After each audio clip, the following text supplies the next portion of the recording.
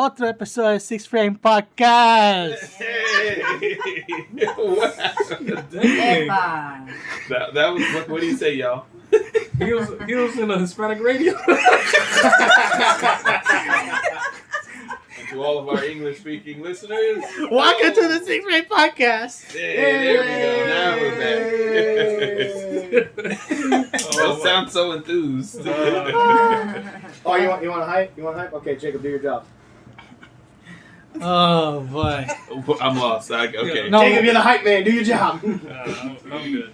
No. All right. Well, here we go. We have a nice house today. Nice full house. Yeah. All right. Introduce yourself first. Yeah. No. Of course. I'm gonna do that as always. Jamal here. Clea. Zed. Alexis. Jacob. Kevin. And Kevin. All right. What a great start. Right. At the end, when we're finished, he'll just repeat everything in Spanish. So Oh no. you no. can Claro, vamos a hablar de Mandalorian, la yuca y la papa. It's like when you go to church and the priest says everything in English and then says everything again in Spanish, so it doubles church time. We're gonna double the time of this podcast. There we go. I'm looking forward to this. I know Lamp is ready to go edit. Yep. All right. So Bad Boys for Life. Bad Boys 3, baby. What's good? You guys went and saw it today. Yes, me, Kevin, Lamp, and Miles, we saw it earlier today. Okay. And it's a good movie. It's a good movie. It's a good movie. I highly recommend it. Everybody watch it. The only thing, you know what's funny? It's like, we watched it. The only thing is like, it was funny, but the crowd that were in that theater were so dead. Oh, they weren't laughing. Yeah, they weren't laughing and there were funny jokes. And it was like, this crowd is so disappointing. But it's highly recommended. Watch it. Okay. Highly recommend it. Lamp, did you enjoy it? Of course. Have fun? He was like a kid in a after, candy shop. Like everything, like since we walked in the theaters and came a little bit late. Like just coming in, you already see like everything that was Bad Boys related. You see Miami, Right. You see Mike Larry drifting in his car. Mike Larry. Mike Larry. That is. And you see I forgot his other name. The other how do I forget his name? Marcus, yeah. Marcus. It's Mike and Marcus. So Marcus there, he's doing his own thing. He's always about to puke in his car because of how he's driving. We gotta do this one last time. And it feels just like once the movie starts, it feels just like Bad Boys. Like Right. it just, and then like throughout the whole movie, it still feels like Bad Boys. Like they have their internal conflict that they have to resolve later in the day or in the movie. Right. They have their jokes. They still bounce off each other. Like they're surprisingly, unlike Rush Hour 3, Will Smith and Martin Lawrence performance still works so well. Okay. So you know how in Rush Hour 3 like they had like the two good ones years passed and the third one came out and it was like this one was like two good they ones. They had the same chemistry. Yeah. Time lapse, and then you had this one. It was still great. It was still fun. It was still funny. That's good. The plot was actually really deep compared to the other two movies. Okay. Which was great, but I mean but like at the same time it was also like really like it was just great. It was just great. I can't think of anything else. It was just great. Okay. I think this one's actually better than the other two. Okay. Yeah. Yeah, I think I could because I gotta let it sit then. Well, look, the other two are always gonna be iconic, but like this one really brought like this nuance to it, and the nuance was like they just in fact admit that they're just old. Yeah, okay. That is the best part. Like usually when they do that in movies, it's like, oh yeah, we got it, you're old. Right. But in here, it just makes sense. Got you. Because Mike Larry, he's a crazy motherfucker. Yes, he and he needs to go get help. He needs to settle the fuck down. Holy shit. He like in this movie you realize the whole two movies, Mike Larry, he's just crazy. Yeah. He's just crazy. He's like low key a serial killer. And yes, He and so enjoys in this shooting and killing movie, people. and so in this movie, you finally realize like this man is crazy. Uh-huh. And Martin Lawrence is like, you need help. You need Jesus. You can't do this forever. Right. Gotta hang it up. You gotta hang it up, Mike. And I'm like, yes, you gotta hang it up. Right. Oh man, Zed, you wanted to add something? It's a line from the movie, but Martin Lawrence said it the best. This shit was like a telenovela with that plot twist. So, sir, was that deep? Yeah. yes, it was that deep. All right. But Actually, a really good plot twist too. Like, yeah, I did not see that. I gotta say, I didn't see that coming. I should have. There was one shot that when the plot was revealed, there's just one shot that they go to, and it's like, yeah, I sort of should have connected that too, because it really just like, it's there. You're like, oh, okay, I should have seen that. Okay. But since it didn't, I was like, oh, this caught me off guard, and then led out to like the final act, and I was like, oh, this is so great, it's great. Yeah, it was great. All right. like again, like the chemistries, they never left. It's like 20 years since the last two, the same right now, and there's just a lot of the only jokes they're missing, because they do a lot of the jokes from prior, like they always do. Right. The only ones they were missing, not it's not a spoiler, but it's the how Mike Lowry was said to. What's his name? Marcus. This is how you shoot, or this is how you drive. Right. So they didn't have that. They didn't have that. But but they still have what's his name? Reggie. He's in it. Oh yeah, that part had me dying. Okay. That scene had me dying. But I won't say how they did it, but they brought them back. There's some characters that are not there, but they will explain in the movie. But it's really like they done well for like people who loves this series. Did they have the other two police officers, the other two Hispanic cops from the last movie? No. They were okay, and I guess they explained that. And I don't think they did. I don't think so. You know what I'm talking about, right? But the other two that always like look at them. I think they retired, but okay, I don't. Maybe they retired. I mean, I don't think so. They say much about it. And what about the secret like lover jokes? Like, do they still make jokes about them being a couple? Because I remember the first two movies, they used to joke on them, thinking that they were together. No, they didn't do this one. This one is a little bit more of Marlon's trying to tell, him to Will Smith character to like, hey, settle down. Gotcha. So it's going back to like being old again and stuff like that. Right. But the other part in this movie is that it really sets us up for like another sequel. They could make more. Okay. Because they brought the new characters, if you remember in the trailer, and a lot of people were like, oh boy, this is not they're nothing in this movie or whatever. But no, they play a part in the movie, and they're really good. They're great characters. Okay. I won't say what they do, but they're really funny. Cast. They got Vanessa Hutchinson. Right, that's her name. Vanessa Hutchinson. Yeah. Okay. And I don't even know how to say that. And I forgot the other actors because they're recognizable. I just forgot what they brought the captain back. Yeah, the captain. You got he had the short hair and the mustache with the glasses. Always blowing the captain up. back, and he was great. He was great. Never lost a step. No, it literally felt like they just finished filming the second one and they brought him into this one, keeping the same type of momentum going. Yeah, I feel that. I just love it. It's in the trailer, so I'll say I just love that part when he's like explaining to Mike why he can't bring him into the investigation, and he goes, "Fuck!" and then he drinks the Pepto-Bismol straight from the bottle. Just causes heartburn all the time. Oh, now I get it.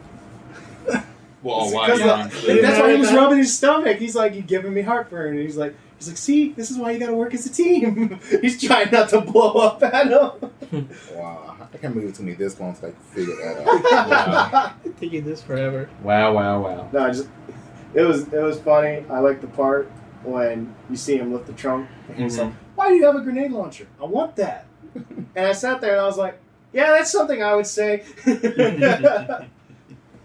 So, I mean, can you really see the difference with the, I guess, the direction they took this film, because the first two were directed by Michael Bay.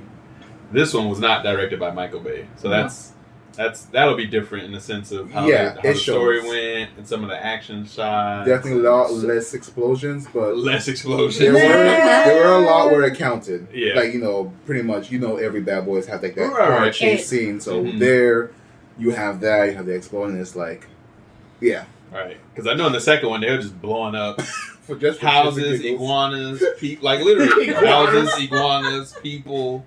You name it. There were rats fucking. And there were rats, yeah, everything. They fuck just like us. Yes, that's one of the jokes. And he still has his quips too. Marcus, like the whole, like every time he finds something small, just fuck with Mike, and it's just great. That's what makes it hilarious. I'm kind of happy to see Martin back on the big screen again, and maybe he'll get more work. Or I hope so. Have more projects that he can get involved in. Or just stick with Bad Boys, Or just stick with Bad Boys. Yeah.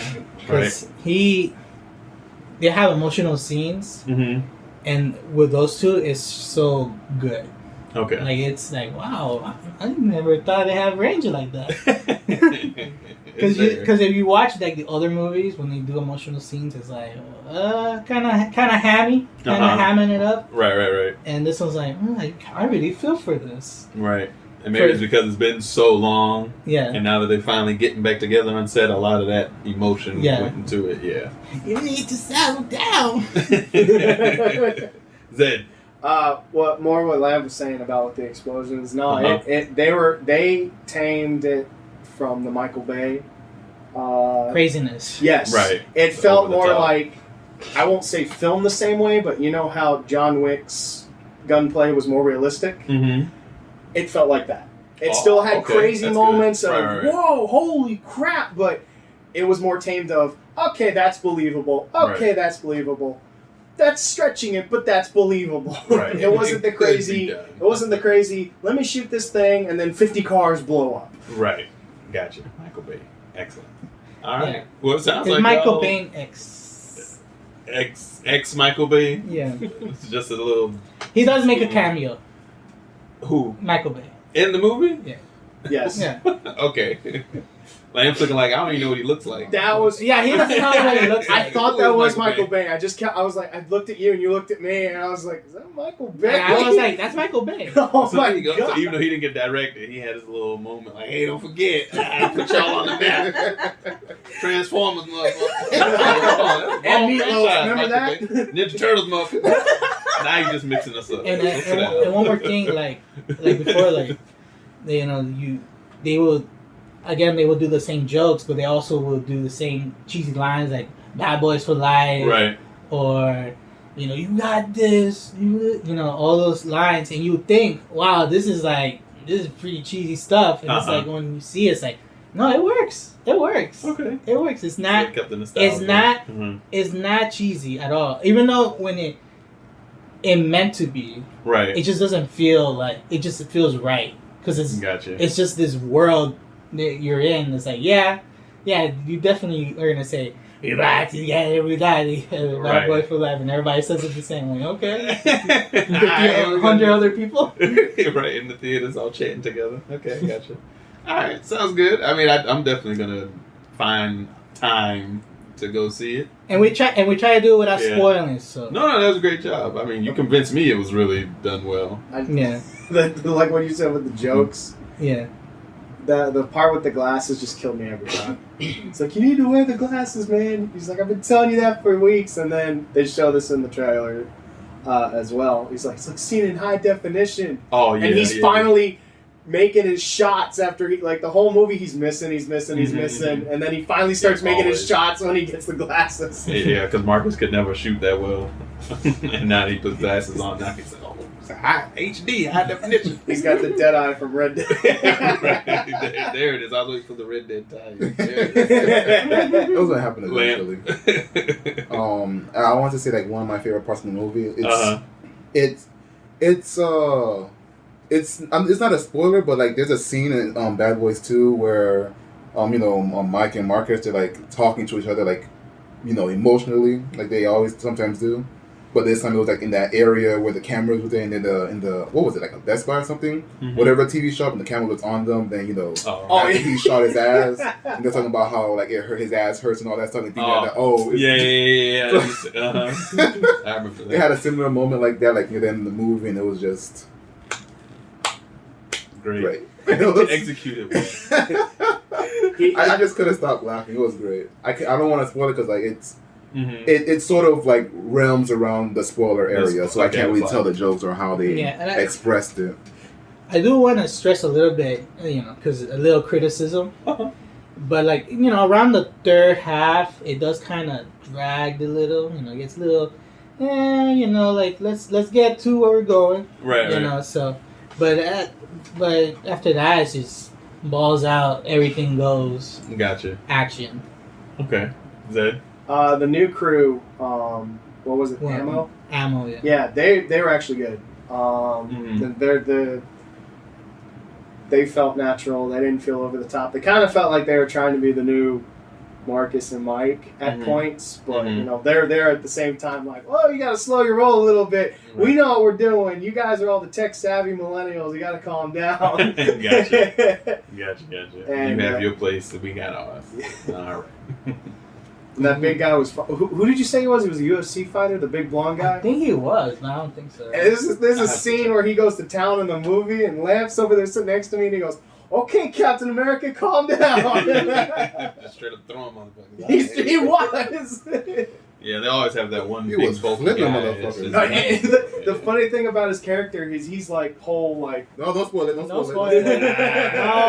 All right, Bad Boys 3. Yeah, he's in theaters now, y'all. Now he's getting to spoiler territory. There we go. Bad Boys 3 in movies. Go check it out. And then there was this one part. And this one part. And this one part.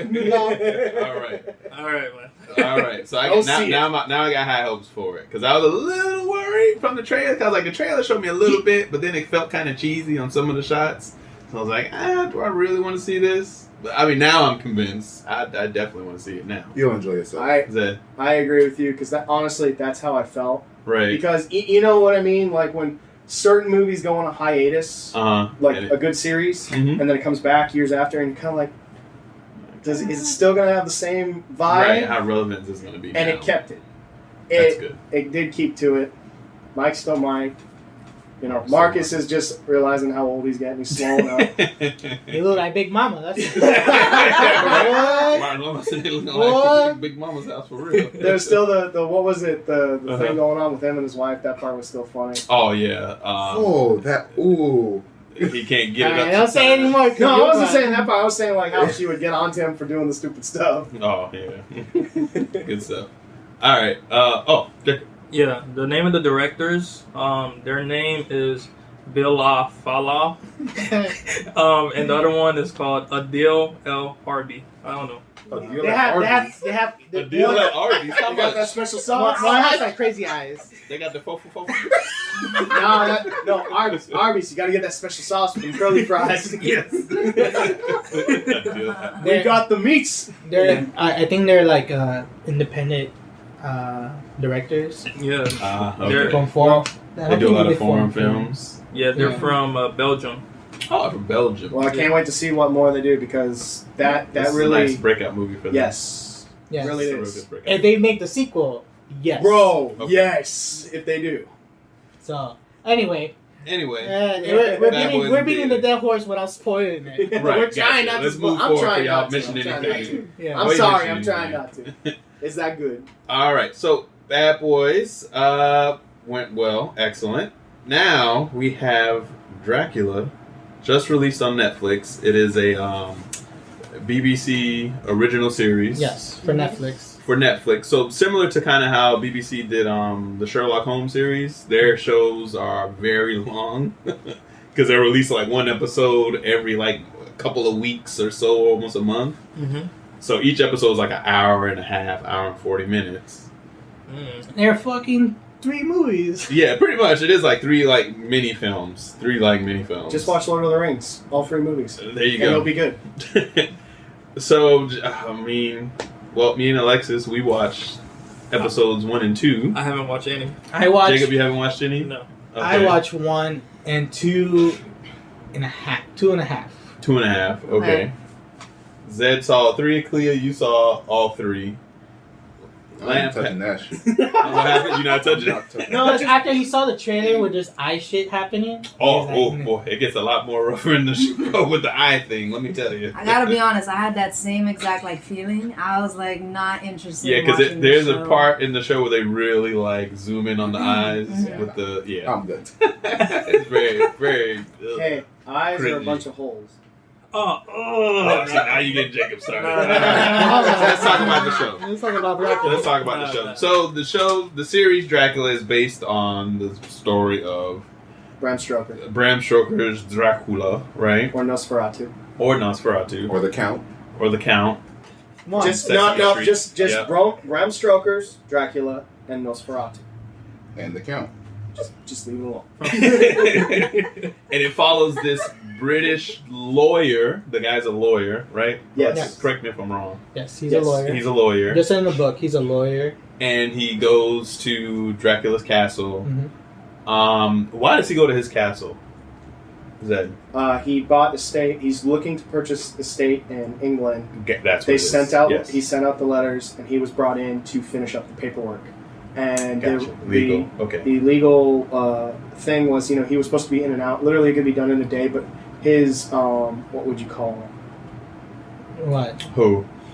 His I'm trying to think of the word. No, like Dracula, Dracula's he has price. I can't price. think of the proper term. Uh-huh. Was he must stay with him for a month? so he could learn English. Yes, Right. that was his excuse. Right. Like, no, you stay here. Because I remember he Yes. kept saying he's like, oh, no, I have You to must leave. stay here. I can't stay. It's only just for a night. I got to be out of here. I got to get back to my fiance. He's like, no. You stay. You rest. Can I just add? I'm just grateful he's not wearing that big ass wig that he was. Oh, the Bram Stoker. The big booty He hair. actually looked like an old man dying, and I was Gary like, okay, Oldman. Yes. oh my god, is Gary Oldman? You are a trooper for wearing that wig. Yes, I'm glad he didn't wear that as well. And so after that, he keeps the guy. The guy starts seeing stuff, and he starts having weird dreams. Sex dreams. Yes, he starts having these weird fantasies of being with his fiance, and It wasn't. and it wasn't. And it was really Dracula. Bro, it gets weird. Give It gets I get really very, weird. very Give weird. him the poom poom. Dude, I gotta admit, Oh that, God. the only part I felt freaked out was the scene with the window. Mm-hmm. When he looked outside, you just see that girl like backtrack upstairs. I was like, holy shit. Mm-hmm. Yeah, that part was. That weird. part was like, whoa, okay, you got me there. The lawyer was Jonathan. Yes. That was his name, Jonathan. They I was call trying him to think. Johnny. Johnny was what Mia called him. Yes, Johnny. Mia is his fiance, just to let you know. His fiance, yes, Jonathan. So he was the lawyer that came from Britain to go over the legal paperwork and make sure he can And purchase those because this properties. is important, this is the 1800 era. Yes. Because this is It's important 1800. for the first 2 episodes. For the first 2 episodes. Yes. Yeah. All right. Then after that, he starts figuring out that there's more to this than what meets the eye, and there's something sinister behind the scenes, and Dracula starts becoming more younger as time progresses. Because when he first meets him, he's just this crinkly old man, and the longer he stays there, Dracula starts to look younger and younger. Hair starts getting darker and more slick, and he's standing up right now. Now his physique is better. Now he's speaking proper English a lot better. And yeah, a lot of weird stuff just starts. Which I remember because when I was watching the first episode with Miles. Uh-huh.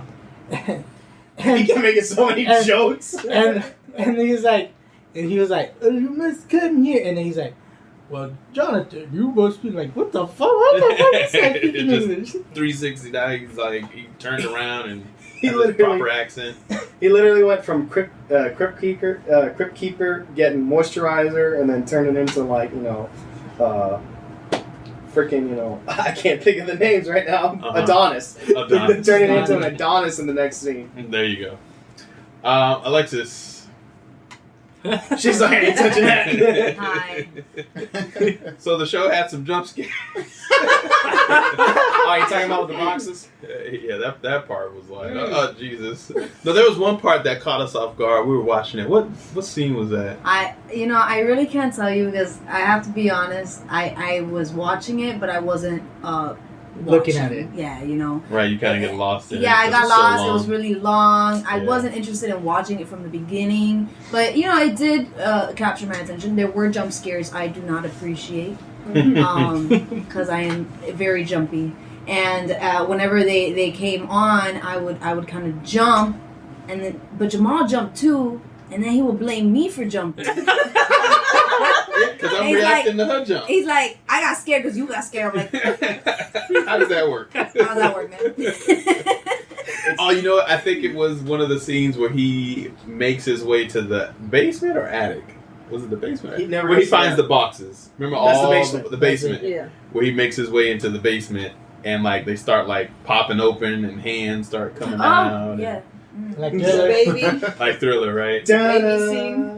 Yeah, and then there was a scene where he finally meets this girl that was trapped in there, and he didn't know who she was. He thought he saw someone this whole time. He's like, do you have maids or somebody else that work here? And Dracula just kind of brushed it over, like, huh? And he's like, you heard me. Is somebody else living in here besides us? And he's like, nah, no one. Did he tell him no one else was here, or that you don't see the he staff? Said, they stay locked. The staff's not here during the time. Right, yeah. He tried to play it off. He's like, nah, there's definitely someone else here in this house. And eventually Jonathan finds this other girl that was there who I guess Dracula was trying to turn to make his bride. Yes. She was already his bride. Well, yeah, she was one of the brides because she was already starting to feed on blood. And so he was trying to add because he wants to populate. He wants more vampires. Because I guess being a vampire and living for so many years, it gets boring, right? If you don't have company that can stay with you. So his goal was to just make more vampires. Right, procreate. Which, that scene with the vampire baby. Oh, yeah, that was creepy. Baby. That was creepy. That part was very weird. That was scarier than anything else that I saw in the thing. Was Bro, that shit caught me off guard. I'm like, what? When the baby went in, I was like, boy, back up. So, Clea. Man. Talk to me. Talk to me, Johnny. How did you like it? I mean, I liked the first 2 episodes. The one thing that I really liked is when, the sister, was it Agnes? Aggie? Sister Agnes. Sister Agnes was kind of, getting into the lore. Agatha, there we go. Mm-hmm. Sister Agatha was kind of, getting into the lore of, Dracula's weakness. And she tried to kind of, explore a little bit. She'd be like, in the books, this works, garlic and this and that, and we don't know how, and I kind of like the fact that you started to talk about it because I feel like in other movies we don't really mention what's the purpose behind a lot of his weaknesses or where does it come from, right? Why it happens. Yeah. I mean, the explanation towards the end, in the 3rd episode, kind of ruins everything for me, but but I kind of wish they just continued off and maybe actually developed a solid reasoning as to why, the sun hurts him or why he can't see his reflection, but right. That's the cross. Yeah. It talks about why he can't bear the cross. But that's the one thing I like. At first it kind of I wasn't sure what I was kind of getting into because of the way it started. Jonathan Harker was all fucked up, and I'm like, what is this? This is not how the book begins. Right. But I don't know. I just really liked it. Dracula was pretty fucking ruthless. He didn't give a shit. Yeah, oh yeah. He didn't give 2 shits about he made it in that monastery. Oh boy. Man. I guess there was something in her throat holding the head of the nun. Showed his pee-pee to all the nuns. Damn. He's like, you never seen one before, ladies? These are women of God. Yeah, right. She's like, it's not your eyes they're looking at. And they were like, oh. Yeah, that part was interesting. And then we also come to find out that the nun that was doing the questioning and the interrogation to Jonathan, because Jonathan's retelling his story of how he escaped from Dracula's castle. So he's talking to the nuns that rescued him, or that's taking care of him currently. And was it the end of the first episode? or second, or beginning of the second. No, end of the first episode. Yeah. Yeah, in the first Come to find out that she's part of like a legacy of vampire hunters. Mm-hmm. Van Helsing. She comes from the Van Helsing family, who are known vampire hunters. And Dracula like figures this out. I totally called that. He tastes her blood, and Yeah. he can, I guess, read who you are and go through your mind and memory and all this stuff and past. Because remember, he said blood is lives. Yep, blood is lives. I thought she was Van Helsing. Yeah. She's not the Van Helsing, but She just comes she from was the bloodline. a Van Helsing. Mm. Kind of like, with Castlevania with the Belmonts. Okay. Not everybody's Simon. Okay, yeah, true. Alright, Clea? I had a feeling that she, like, I thought in the beginning that she was actually Van Helsing because, like, she was so interested in, like, Dracula and, his life. Right. So I'm thinking maybe she is, like, the character of Van Helsing, and then when later on they actually mentioned her last name, I'm like, I had a feeling. I knew it. You can't trick me. Right, yeah, there's something up with her. I was like, she just knows too much to be a nun. And, like, everything that he was telling her, she wasn't surprised. She was like, yes, that's what they do. Yeah, I know about that. And are they allergic to garlic? And what about sunlight? And like, she was just naming stuff. I'm like, why is she so nonchalant? This man is like telling her he was almost killed by this like evil entity, this dark creature of the night, which is a vampire. And no one else has ever seen a vampire before but her. She was just going about it like, all right, like she's going her little checkbook. Okay, he does this. He's allergic to this. He's weak to this. What are your all right, symptoms? he likes this. Right. Yeah. Pretty much. That's what it felt like. It's like, lady, kill this motherfucker. Right, please do something about it quick. All right, Zed. I would like to say at the very beginning of that episode is I really liked it because Kevin saw how much I was freaking out about it. Was when the writer came to pick up Jonathan Mm-hmm. and they did the whole thing with the eyes. I was like, "Yo, look at the eyes! It's so fucking cool!" Oh yeah, that effect was kind of cool. He has like the little cat eye Because that effect with the double lens with the reflection. literally the description in the book, it said he was covered from his thing. Only thing you could see his eyes, and they said his eyes glowed like red as fire. Mm-hmm. And that part was awesome. Yeah, that part was kind of cool when he came and just picked them up. All right, here you go. And by the time he turned around, he was out the gate. Which you find out later was that Uber. actually was Dracula.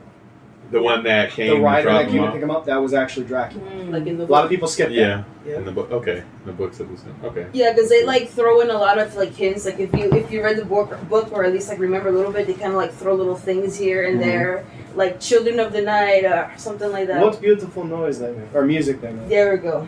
Ah. So stuff like that. So it's kind of like a cute little, I guess, Easter egg. You know? Gotcha. Okay. But- That's cool to know. That's cool to know. Well, I mean, I'm going to finish it. We already started it. I got to see episode 3. I guess. We got to finish it. I know you guys said it didn't end the way you thought it should have ended. You're a little disappointed. We're So- skipping over episode 2, but Yeah. I mean, well, episode 2 was just his, like, voyage to Britain, Mhm. right? So now he's already, he got what he needed from Jonathan. And he thought Jonathan pretty much got rid of himself. So after that, he was like, all right, got what I need. I got all the intelligence from you. I can speak proper English now. Now I'm going to go to Britain because he says this cringy line, you know, you are what you eat. So he figures all the smart Yeah. people are in Britain. So he wants to go to Britain to feed on more smart and sophisticated people so he can gain more knowledge and add, and hopefully, I guess, procreate and add more brides. That's right. And so that's kind of his goal. He's like, all right, now I got to go to Britain. Let me go ahead. Let me sneak on board the ship, pretend like I'm this like fancy count or whoever. And well, he doesn't have to pretend. He is, and he even uses his name. Like he doesn't even hide it. He just straight up tells them he's Dracula. And as this is in the book, he does this too. He just straight yes. Yeah. up. Okay, well there it It's is. Count Dracula. Yep, Count Dracula. Kiss the ring, bitch. Pretty much. Oh my god. It's like Kevin kept saying, man, he need a manicure half the time. His nails.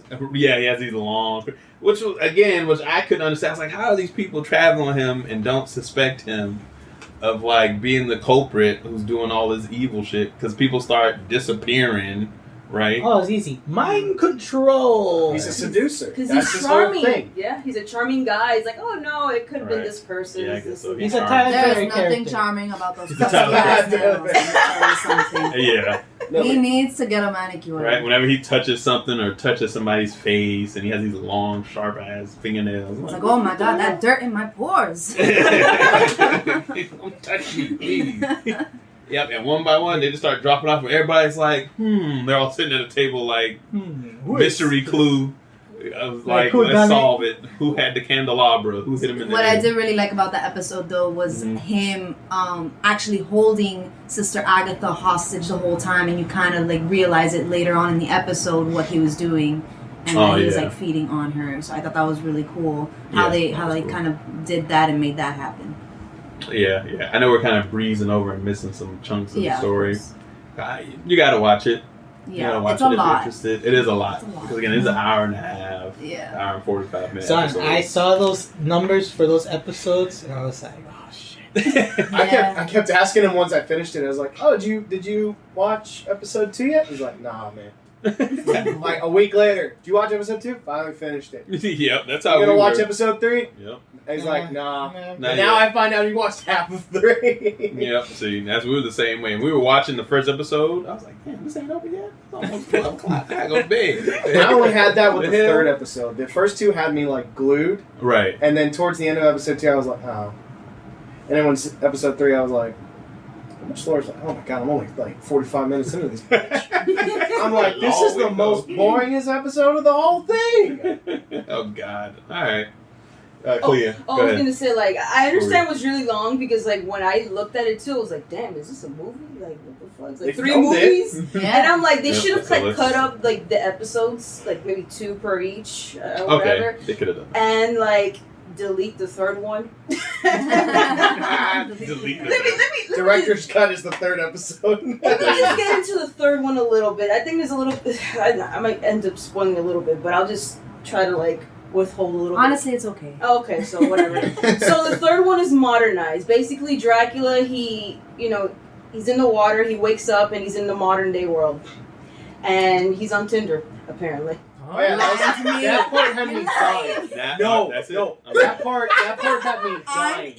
That was hilarious. That part had me dying. I literally paused it. That's kind of... No, that's when I text. It is funny. That's when I blew up. I'm done, but that is funny. That's when I blew up Kevin's phone, and I was like, bro, how far did you get? And he's like, I haven't even watched episode 2. I was like, get the 3. You got to see this beginning part. This part has me dying. On Tinder. Oh, I am my God. So One left swipe. Two left swipe. Bro, he was like Peter and Family Guy. He's like, I'm just casting that wide net straight up. Right, whoever responds is going down. Is his profile picture with him naked in front of the nuns? That should be his Little profile picture. His little booty shot with the blood on him. Just crops off right above the T. Right. Bro, his tagline, I am a monster. I bet Count Dicula.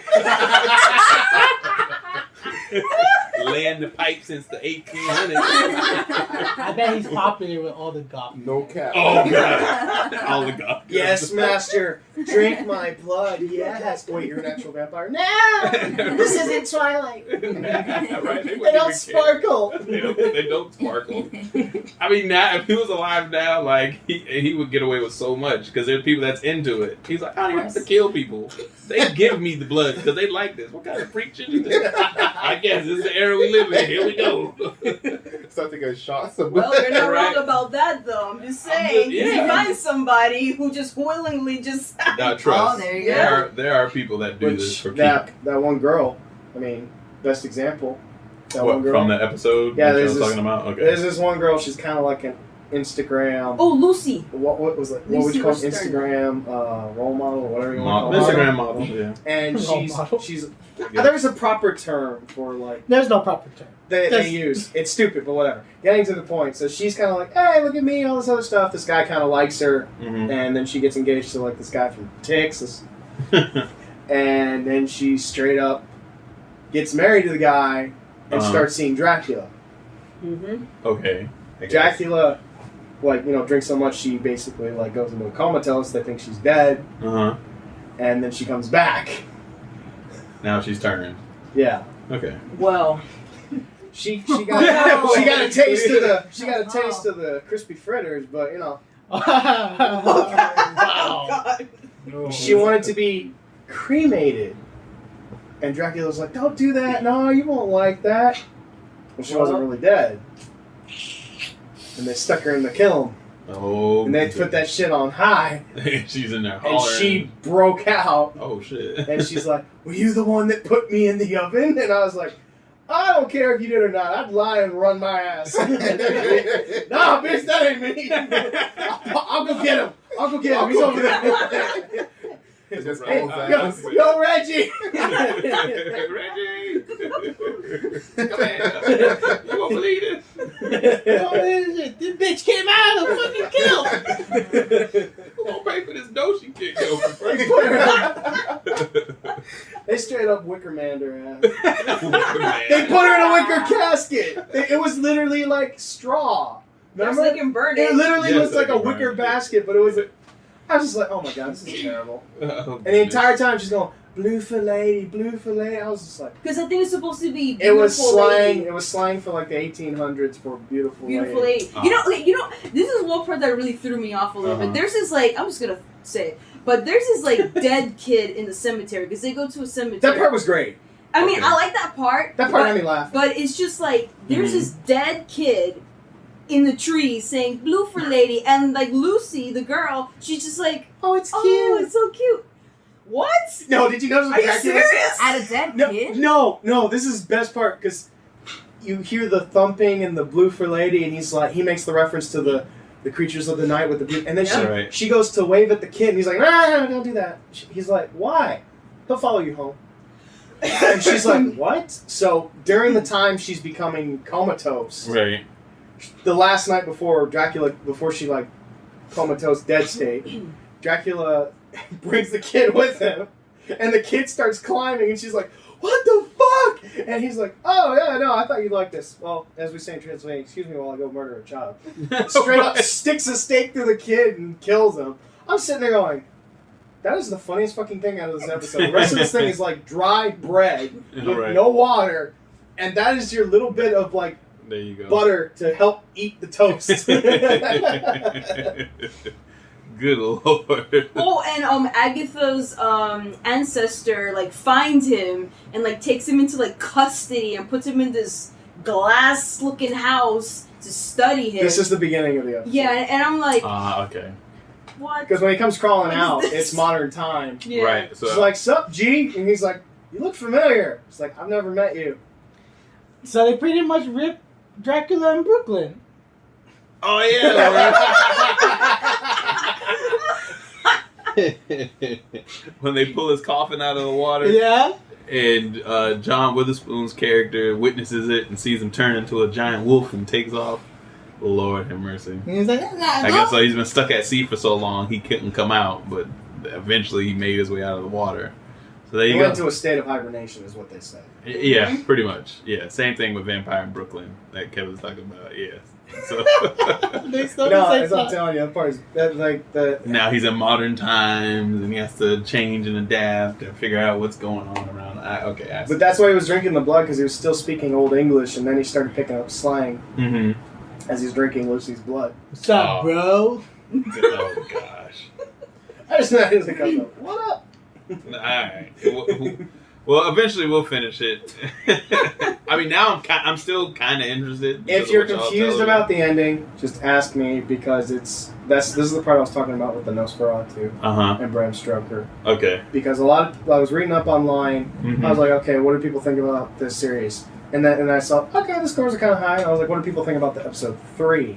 And everybody's saying, what is this ending? What is this? This ending sucks. They need to refilm it. And then Right. some people are saying, did you guys not read the book? Blah, blah, blah. Right. And they're like, yeah, but the book has nothing to do with this part. They basically just said, all right, what is the main important parts of the book? This.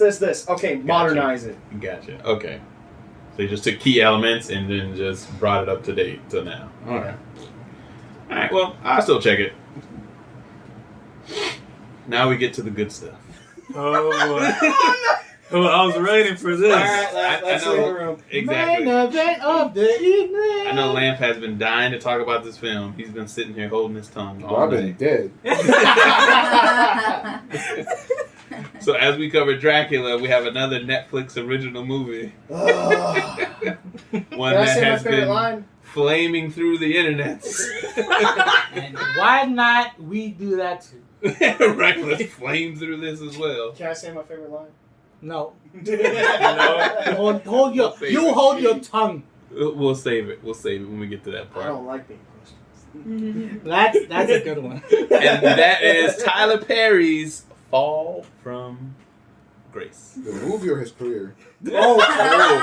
Both. Right. I don't think so because he's still making money. Yeah. He can still make money, but where the I mean, fuck he made? did you see Madea Boo 2? I saw Boo 1.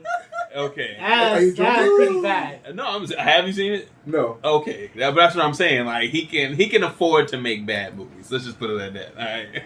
Bro, He can afford to make bad movies. The only good thing in that movie was the fake beard he wore through it. That was a really nice fake beard you got on there. It looked legit. It didn't even look like a real beard. It was like that fake Tony Stark beard he wore in Avengers 1. Oh gosh. All right, so who wants to lead this parade? 1, 2, 3, not it. So when we came in, you guys were already watching it. So me and Alexis, we kind of caught the tail end. We just kind of pieced the story together, and you showed us all the the key funny moments. From what I saw, and I'm sure Alexis can agree, I mean it was pretty bad. Yeah. No, it's terrible. It was and the fact that you guys said it was filmed in 5 days, I mean, it really shows. You can tell. If that makes sense to the listeners out there, you can definitely tell this was filmed in just 5 days. Post-production and everything, all done right then and there. They probably filmed it in 3 days, and then the last 2 were them just editing and putting it together. Yep. Zed? I'm afraid to see what this movie would be like if it actually had a budget. Probably be a better movie. It'd probably be a better movie. I'm actually Because at least from what I saw at the end, like when I was asking questions of Lamp and Kevin and Jacob, and I was like, all right, so what's happening here? Who did what? What's the story? And when it kind of fleshed out, I was like, all right, it had an okay premise. Like I can see how this could have been interesting, especially with the plot twist at the end. Mm-hmm. So I was like, all right, this is kind of like crazy. Yeah. Like I would have never saw this coming. Especially that scene at the end when you reveal the big uh-oh moment, right? So that part was cool, but other than that, I mean, nothing made sense. I don't know what online Lincoln University she got her law degree from. No offense to Lincoln University, but I'm just saying. internet. Right, she saw that commercial. Get What you connected. doing? You sitting at home. free. Get up off your couch, bitch. Go Get off your couch. Go get a law degree or do something with yourself. I forget what movie Trying to it's solve a from. murder. How about you try to solve I murder? forget if it's a movie or a TV show. But it's Uh-huh. like, where'd you get your law degree from? A Cracker Jack box? Yeah, that's exactly where she got a law degree from. No, I think she got it. Watching Romeo on the commercials, like IDC, ID. I don't know how to say it. ICDC college. She got it from the Christian Online. Oh, boy. Christian Meet Online, is that what it was? Well, School of Law. So, in any case, the premise Go of ahead, Kevin. Tyler Perry Fall from Grace is pretty much a story about a woman, like every Tyler Perry movie is about a black woman who has been divorced or abused or whatever. So this one, she's divorced, Okay. and in the beginning, they already said that she was a murderer, and everybody knew, and that was the big ordeal, and that's for the lawyer lady in the movie. She was tasked by Tyler Perry and his fake ass wig to go and sign papers because she wants to say she's guilty. Okay. And So they were trying to do like a plea deal. Exactly. That's all she was meant to do. Okay. And Tyler Perry was like, and you'll do anything else because you fucked up. That'd be your ass. And that was it. Right. Okay. Go in here, make her sign this plea deal, get it over with. Maybe they'll shorten her sentence. Case closed. She obviously killed this guy, right? Yeah. Okay. Gotcha. Pretty much. So she goes in there, and this lawyer, she's, as you know, she is terrible at her job. Yes. She goes in there and she's like, this is my first criminal case, right? Mm-hmm. This is my first time meeting a murderer, right? And she's asking questions with the bailiff, like, what do we do? It's like, oh, you've never seen a murderer? We have her in, handcuffs. Like, this old lady's gonna kill you? Relax. Mm-hmm. Right. Right? And so they sit down and she's like, hey, listen, sign these papers. You're guilty. She doesn't even give it a second thought. Mm-hmm. Like, she's guilty. She pled that she's guilty, and that's it, right? All right. So after that, she went back because it was very short. It was like, you're guilty, right? Well, you're gonna sign these papers, and she's like, well, first I want to go because she has like deals she wants to make. Uh-huh. Like, I want to be close to she wants to be in a jail close to her son. Okay. Right? And it's like, well, I'll try to do that, and then that's it, right? It cuts to her in her apartment and talking to another lawyer guy that works for her that kind of resents her, but at the same time, she praise her when she's doing a good job. Mm-hmm. and he's like, so what? You're just gonna think that she's guilty and that's it? And it's like, well, she said she was guilty. See, that's why you're not a lawyer, a real lawyer. And like, okay. Mm-hmm. And then cut to that to like, maybe he was right. Nah, he's not right. She's guilty. Okay. and it cuts to, again, she goes back to the Tyler Perry. Tyler Perry's like, you still haven't make her sign those papers? And it cuts back to to the thing, not signing the papers. And then the plot starts when she's back in the office. She talks to the guy again. It's like, you suck as a lawyer. You gonna give up on her and whatever. You're supposed to defend her, right? That's what you're supposed to do, right? Which that's their job. Yeah, and right. They're not doing it. They're just like, I don't give a fuck. Just sign this paper and leave me alone, right? Yeah. Until like she gets like call like what's the son name? You remember? Malcolm? It was his Malcolm? Malcolm was Yes. her son. Malcolm Yes. Okay. Waters, right? The guilty woman. What was her name? Grace. Grace's kid was. So this is the funny part. She's the secretary comes to her. She's like, Malcolm Waters here, and she's like, who's Malcolm Waters? Who's that? I'm like, bitch, don't you read the case? You should know who's Malcolm Waters. Second, same name as your clients. Exactly. This is Kangaroo Court. So she's like, who's Malcolm Waters? Uh-huh. All right, and then she goes out there. It's like the guy's like, I'm Malcolm. I'm Malcolm Waters. This is my mom, Grace. My mom is Grace Waters, and she didn't kill that dude. She's not guilty. And she's like, oh, but she said she's guilty. I'm like, please, she's not guilty. I'm like, oh, okay, I'll figure it out. That's pretty much how the whole conversation was. It's like, she's not guilty, but she says she's guilty. She's not guilty. Okay, I'll figure it out. Whatever. Right? Great detective skills right there. Yeah. Great detective skills. And then she starts doing her research and then look it up. And then that's when she goes and start talking to her about what happened. Right. Because now it's kind of hard. It's kind of weird because it's like now she's getting emotionally invested and she never was, because at the same before she started to investigate it, the boyfriend was like, hey, if you don't care, why do you care, right? And he's like, well, I'm only doing this until I could get enough money to pay my student loans. And I'm like, what? Okay. Where'd you go, AI, baby? Go ahead.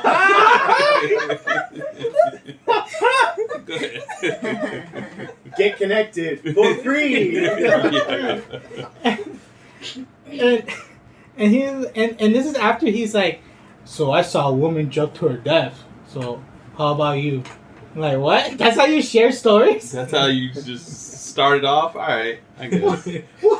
You failed to mention. There's something you needed to mention. Her boyfriend is a cop, and the main character that we're kind of following, the lawyer, right? The beginner lawyer. Her name is Jasmine. Jasmine. Yes. Okay. So in the beginning of the film, it shows, you know, an old lady, she's about to jump, and you know, Jasmine's boyfriend, I forgot his name. He's irrelevant. Yeah, he does. He goes over and tries to talk her down. I don't want to say irrelevant. He has some moments. He has a great moment.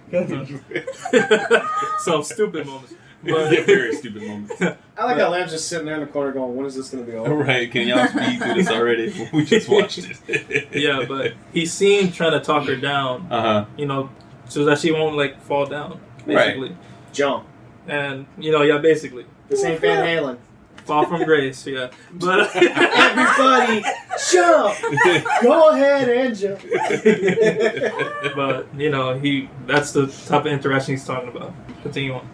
Hey man, I wish you could continue after me. No, I'm trying to make some jokes. You guys playing hot potato? Keep passing it. I know, right? All right, so cut to just strangers talking back and forth until she finally is like, "Tell me what happened, right? So I could help you, right? Because now she started to feel like, okay, there's more to it because she started crying after she said like, you need my help." Right, then you gotta you gotta at least say something, right? And if not, you're guilty. And so when she said that, she left. She started crying, and then after that, she started talking to everybody like, "I know innocent people don't cry." And I was like, "Oh, isn't this your first case? How do you know innocent people? How do you know murderers? Like, well, she says murderers don't cry, right? Right? And it's like, how do you know? Like, you just met this lady. Yeah, maybe she just has remorse for like killing somebody. I don't know. And so after that, that's when she's okay. Tell me what happened. So she started talking. Right. Well, first she started talking to her friend. Felicia Rashad's character, Sarah. Yeah. And the Cosby Files. Right. Comes to staying. And she talks to her like, what happened? How did it start? And like she encounters like, oh, she talked to they were friends, and she was telling about like how she got divorced, and she does like a recap of and like my life sucks, and she's like, look, you gotta go visit people, that's what you gotta do. Get out of the house, and after that, she gave her like they met like she met her husband in an art gallery, and she gives her like a little pamphlet, which is the same pamphlet she gave to her to go see the art gallery. Okay. Yeah. No, you don't want to continue? I know somebody. I'm gonna pass the potato. Okay, I'm just gonna do the Cliff Notes version. No. Yeah, please speed us through this train. Because there's so much to unravel. Yeah, it's so much. You don't want to ram yourself through this bad movie. But like, fast forward, she gets to the art gallery, and she's looking around the paintings. Right. And basically, a guy heads over to her area, and he's looking at her, looking at the pieces. And they kind of get to like a slight, flirty type of discussion. Right. Basically claiming, she has no idea that he's the one who did these, paintings or photographs. And, he kind of claims that he's from, he went to an African trip and he took these pictures and so forth.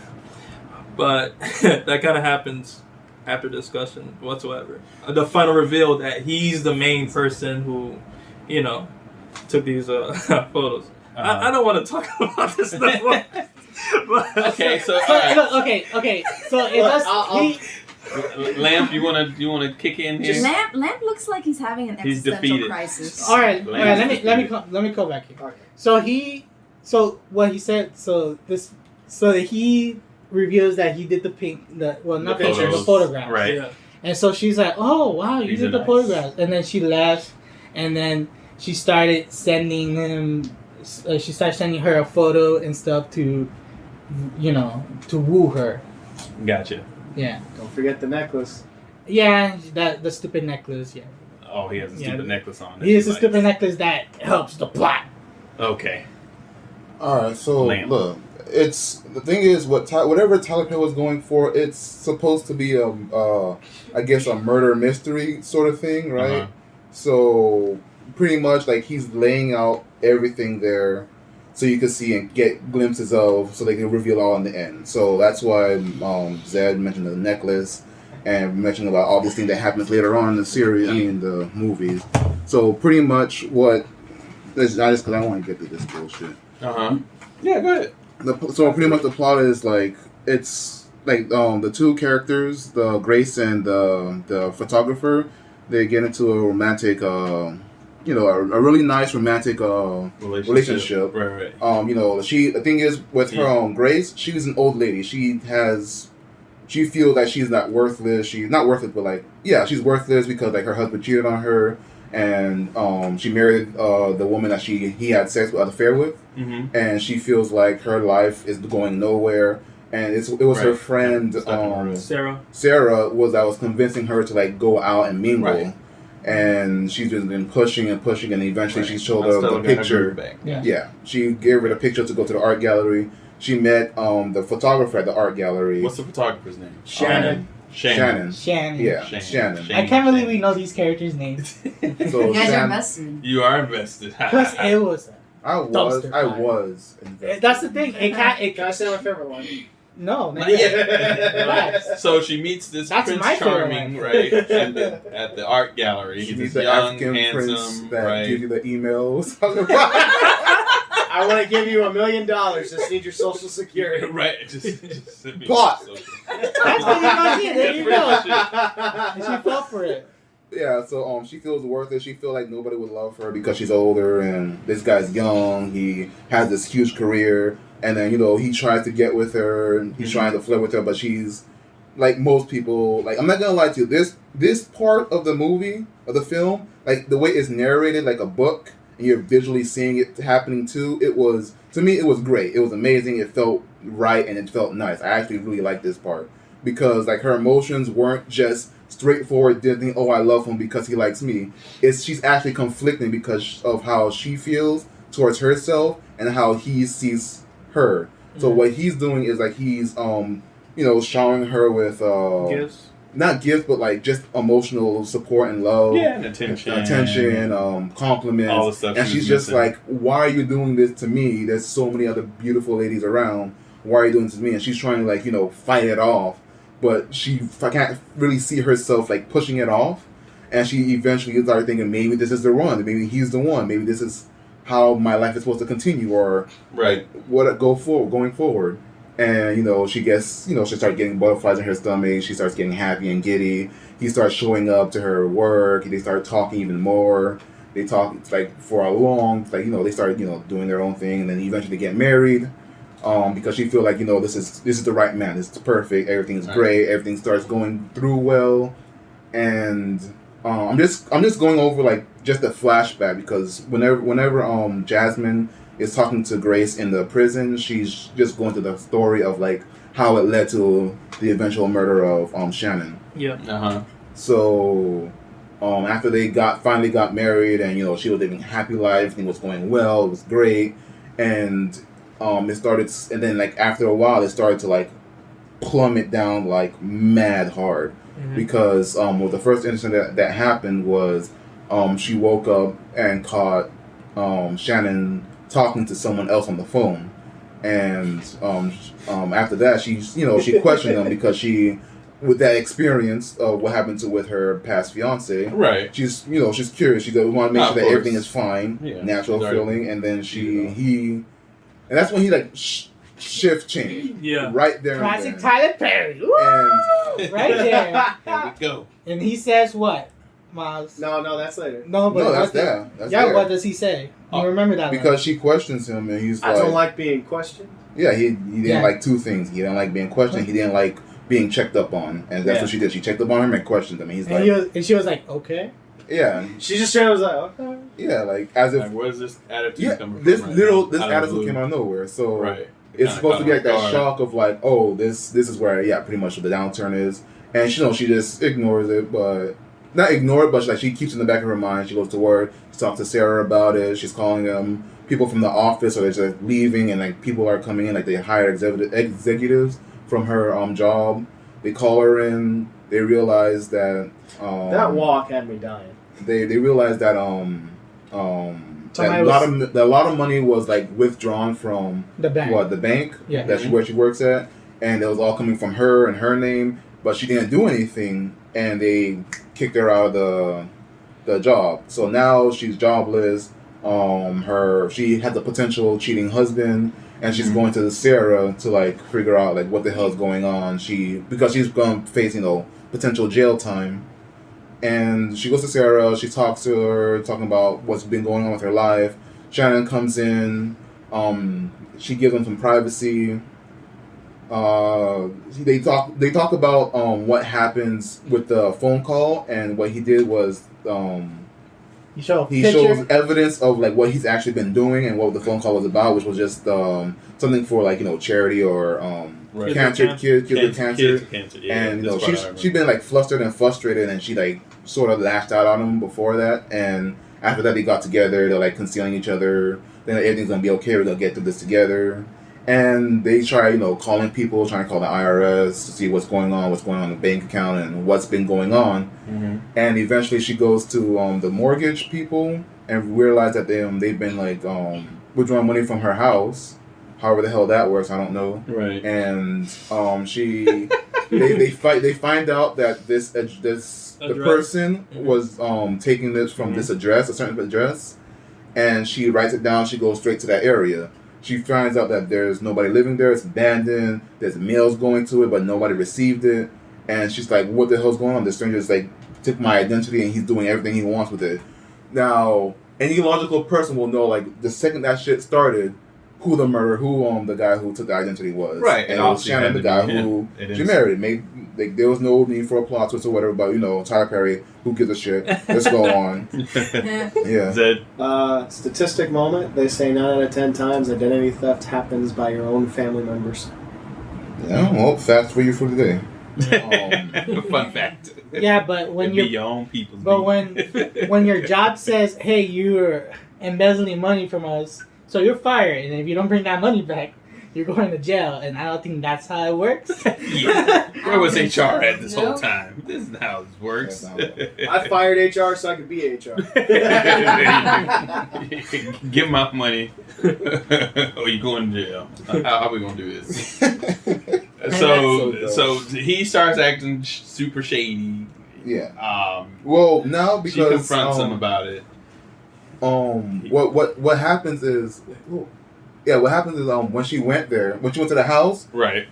She took the mail, and she took the mail for to go over to say who this person is, right? Try to figure it out. And then when she saw it, she did her own searching to say who's been to her job and stuff. And that's when she decides to go and confront Shannon. So she's sitting down in her house that she paid for 4 years and already paid for or whatever, and then she just confronts him. He reveals that I took your shit. I'm the bad guy. Mustache twist. And she's like, I want my money back. She's like, no, money's mine. I deserve it, whatever. And she tried to call the police. That don't go through. I don't know how. Well, yeah, because that's civil. Yeah, it's okay. Yeah, you're right. So it's civil. So they can't get involved. Y'all married. Y'all got to figure this out, or you have to take him to court. And then she does try to take him to court, but it costs her $10,000. Right. And she's like, "Oh fuck, I can't afford that because I'm broke. I'm $4,000 in debt." And she goes back home to see that Shannon is with another woman. Once again, just like her relationship in the past. He just goes batshit crazy. He just becomes whatever person, because he's been playing a persona all this time just for Grace, so that he could embezzle the money. Right, so she could put her guard down and then trust. Okay. Yeah, and from there, what's up there? Can I say my favorite line now? That's my favorite line. The scene that you showed us, where he's like a complete jerk. He's in the room drinking 8 bottles of Bud Light, smoking cigarettes in the bed, and she's like telling him, "Get out of my house! I hate you! Get out! Get out now!" Get your black ass out my house. And he's just sitting there smoking a cigarette, and ashes are falling on his chest. He's like, I want an ashtray. And you're right. And then he asks her for an ashtray, and then she's just still yelling out, I want you out. And then she walks out of the room, and then that's when he delivers the iconic line. Ashtray, bitch! Yes, I have seen this video like 1,000 times. I'm like, what is this? Where did this come from? Let me. Now I know. I put the two and two together. When I saw people reviewing it, I was like, this is amazing how terrible this is. I have to see it. Right. And when I saw that, ashtray, bitch, and I was like, all right, everybody has to watch it. I don't care. I don't care. How bad? Mm-hmm. Everybody is miserable, but we have to watch this. We have to watch this trailer. Because it's amazing how this exists. Well, Clea said she liked it.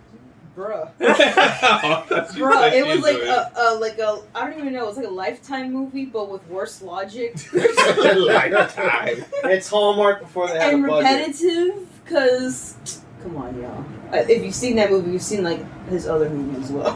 What's those? Right, those, yeah, a lot of the premise is pretty much the same Yeah. for the majority of his films. Except for the plot twist at the end. So it's What's TLC or whatever it is. TLC? Movies where the mom goes crazy or something like that.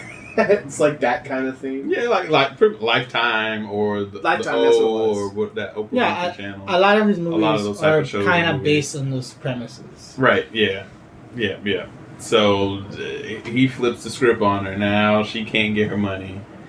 And he pretty much just talks mad noise to The the most point where awful shit to say to a person. calling her old, and she needed him, and she owed him that money because, Low hanging fruit. Right, because she's not desirable woman, because she's low hanging fruit was what he called her.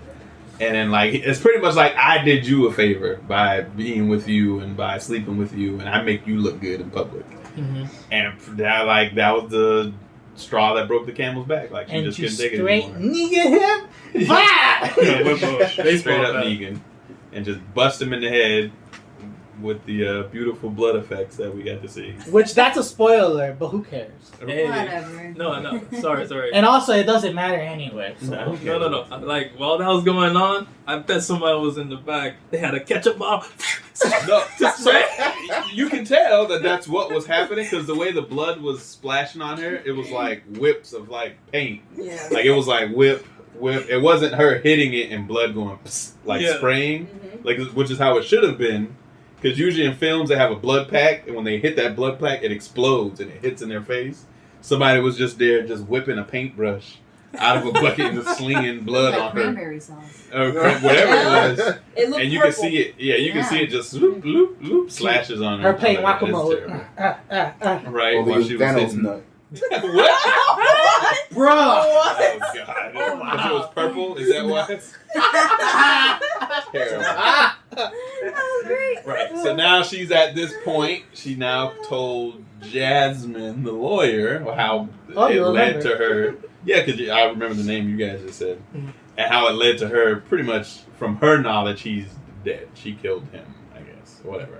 Mhm. So now. But they didn't first- find the body. But they never found the body. So that was the part, I guess, that left Jasmine kind of like, something's not right here. Mm-hmm. If she's telling me that she beat this guy in the head, threw his dead body down the stairs into the basement, and locked the door, how come they did not find any evidence of this guy's body? Mm-hmm. Something's not adding up here.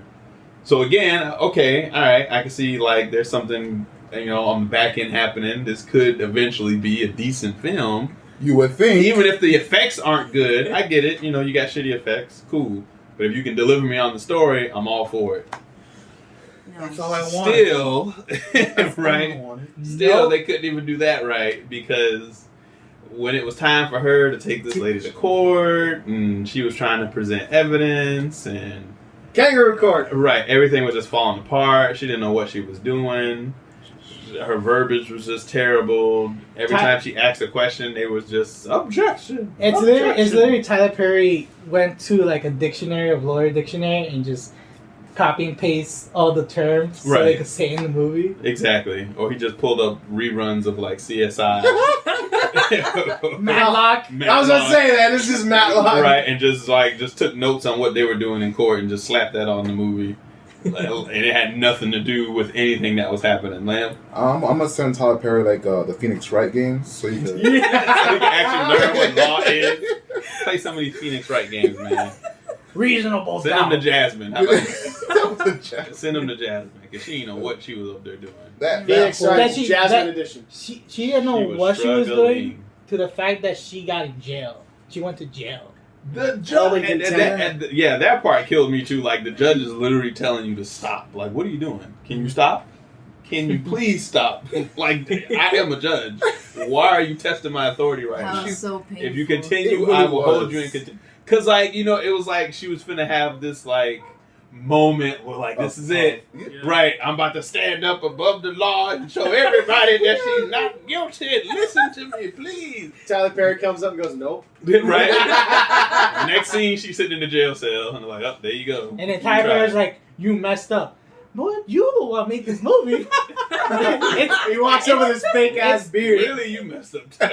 What's funny is like that scene. It was like a self-reflection of Tyler Perry's craziness. Yeah, because he's like, I feel like he's talking to himself. I got a moment right there. Yes. You know you messed up. This Netflix deal you thought was gonna go through. He got that Mission Impossible budget for the latex to be the girl in that movie. That's the secret twist. Exactly. And that's where all the money went in the budget for the film. It was that's it right there. And the after effect blood scene and the fireflies. Yeah, we saw fireflies and the greatest actor ever, the white old dude in the diner scene. Oh my God! Yeah, he's the greatest actor in the whole movie. Yes. If you guys get a chance out there listening, you should just go on YouTube and look up the shots from the film and look at the one with the old guy in the diner scene, where they're having their romantic meal between Shannon and Grace, and the old guy behind her. He just has a little empty water cup that he's pretending to drink, and he's cutting imaginary pancakes and not eating anything, and he's like munching his mouth and looking at the camera. Am I doing this right? Mr. Tyler Perry, sir? My nephew got me this gig. He said to come on set. I like Medea. Right? I like these Medea movies. Is this y'all want? Medea? Sorry. This ain't Medea, Grandpa. What did you have to say? He called me up before this ain't Medea. I don't know how Tyler Perry didn't go like, hey, sir, please don't. But since it was filmed in 5 days, it was like, I do not. He wasn't paying attention to the small details. No. Right. But the fact that the guy was like so in the shot, yes. You know, he's hard to miss. Yeah. He's there eating his fork, you know, and it was a little confusing, I have to say. Yeah. He had a plate full of eggs, and my boy was not destroying those eggs. He was eating whatever air was on top. Well, let me tell you, if I was in the background shot, I'll be like, that's what the other lady did. She put up a fork of the stuff for the food. She's like, ooh. She was looking around. Yes. Is this how we eat? Go ahead, Zach. They bring him steak and eggs, and he's like, got crumbs and pancakes. I'm not going to eat this then. You got to act like you're eating it, Grandpa. Fine. Fine. You gotta eat a bite, Grandpa. He's literally eating like specks of cells out of his little fork. See, that would explain. I want to see a director's cut of that. I watched that. There's no director's cut. There is no director's cut. You saw that is the director's cut. That was the director's cut. My apologies. Straight film through. That's all they did. They just from shot to shot to shot and just spliced it together in 2 days. You want to know how it was the director's cut? Tyler Perry was wearing a fake beard. There you go. He was trying to hide himself in the movie. Tyler Perry's acting, man. Boy, that coffee scene. What is this? Which I don't get. That's how you can tell it was going to be bad. Because even he wasn't even invested in it. I've seen him in legit movies. He was in the Dick Cheney movie. He played Colin Powell. Oh, yeah. He played Colin Powell. And in the Dick Cheney movie with Christian Bale. Oh, Vice? Yes, Vice. He was in it. He was Colin Powell. So I was like, okay, he's doing a great job in this. And in Gone Girl, he was really good in that. Yeah, and he was in Gone Girl. He plays in other movies. But this is the thing that people are kind of saying that, like, he did Gone Girl. He wanted when he did this movie, he was pretty much making his version of Gone Girl. Okay. But I don't know if that's accurate. But shit, I don't see it. I don't see it. But I guess whatever. So, anyways, this lawyer Jasmine gets herself held in contempt because she's not listening to the judge. She's being dumb, right? She's making all these pointless suggestions and bringing people up to the stand, and she's thinking Sarah's gonna help save her, and she's like, "Oh yeah, just go with it. Answer the question. Got this. You know, we about to seal this deal, boy." And Sarah just got up there and started singing like a canary. She was telling everything. She was like, "She told me she killed me. She hit me there with a bat." Not after the other lawyer that actually does their job correctly. Like, we got phone records that you guys Oh, the prosecution, yeah. Forever. The prosecution was on point. Oh yeah, didn't that happen before she was in jail? Yeah. Well, it doesn't matter. Who cares? At this point, it's becoming a mess, just like this movie. Well, she tells her in the jail cell, wherever they're meeting at, like, yeah, I called her, and she was trying to hide that through the case, but the other guy's like, yeah, no, we found that information. You called this bitch twice. Like, continue. But like welcome to trial, man. I know. Is it your first time being a lawyer? The judge was the best part. He was getting frustrated being on set. Like, bitch, sit down. He's like, what are you doing right now? Is this real? Would you stop? I think that judge was a real Sustained. Shut up. Keep going. I think that judge was a real judge. Probably. And he was like, what the fuck is this shit? Right? The whole time he's like, no, wrong. In my 40 years as a judge, I never had to deal with this crap. Right? He will report to my chambers immediately. And she's like, no, I'm not going up there until Sarah takes the stand. Kangaroo court. She's like a 16-year-old. Serious? Oh yeah, she's 26. She's acting like a 16-year-old in court. It's like, what are you doing? Be a professional. Like, nope. She just all that went out the window because and that emotions. she gets. And that's where Tyler Perry had his moment where he tells her, "Oh, because that's some millennial shit." Right. I don't understand you millennials. That was his little moment to kind of stick his jab at millennials. Okay, people tell you to do something, you don't do it. Listen to what folks tell you. Stop trying to act like you know everything. That's what people try to tell him. He's like, right. Tyler Perry, do you take your own advice? I mean, come on, man. Who told you to put this film together? I just want to get to the ending, please. So, yeah. We're almost there. We are there. We are there. That's my question. No, it's over. So, fast forward, right? Some time passes. The lady goes to jail because she's convicted of murder because her lawyer sucks. And go ahead. Let me handle this part real quick. Go ahead. And then she sees. Okay, so what's his name? Shannon. Yeah. Like in the when they first met, he had this necklace that he got from Africa, one of a kind. He told Grace, and they go on their separate ways. Whatever. The movie continues. End part. She's saying she's getting pulled to jail.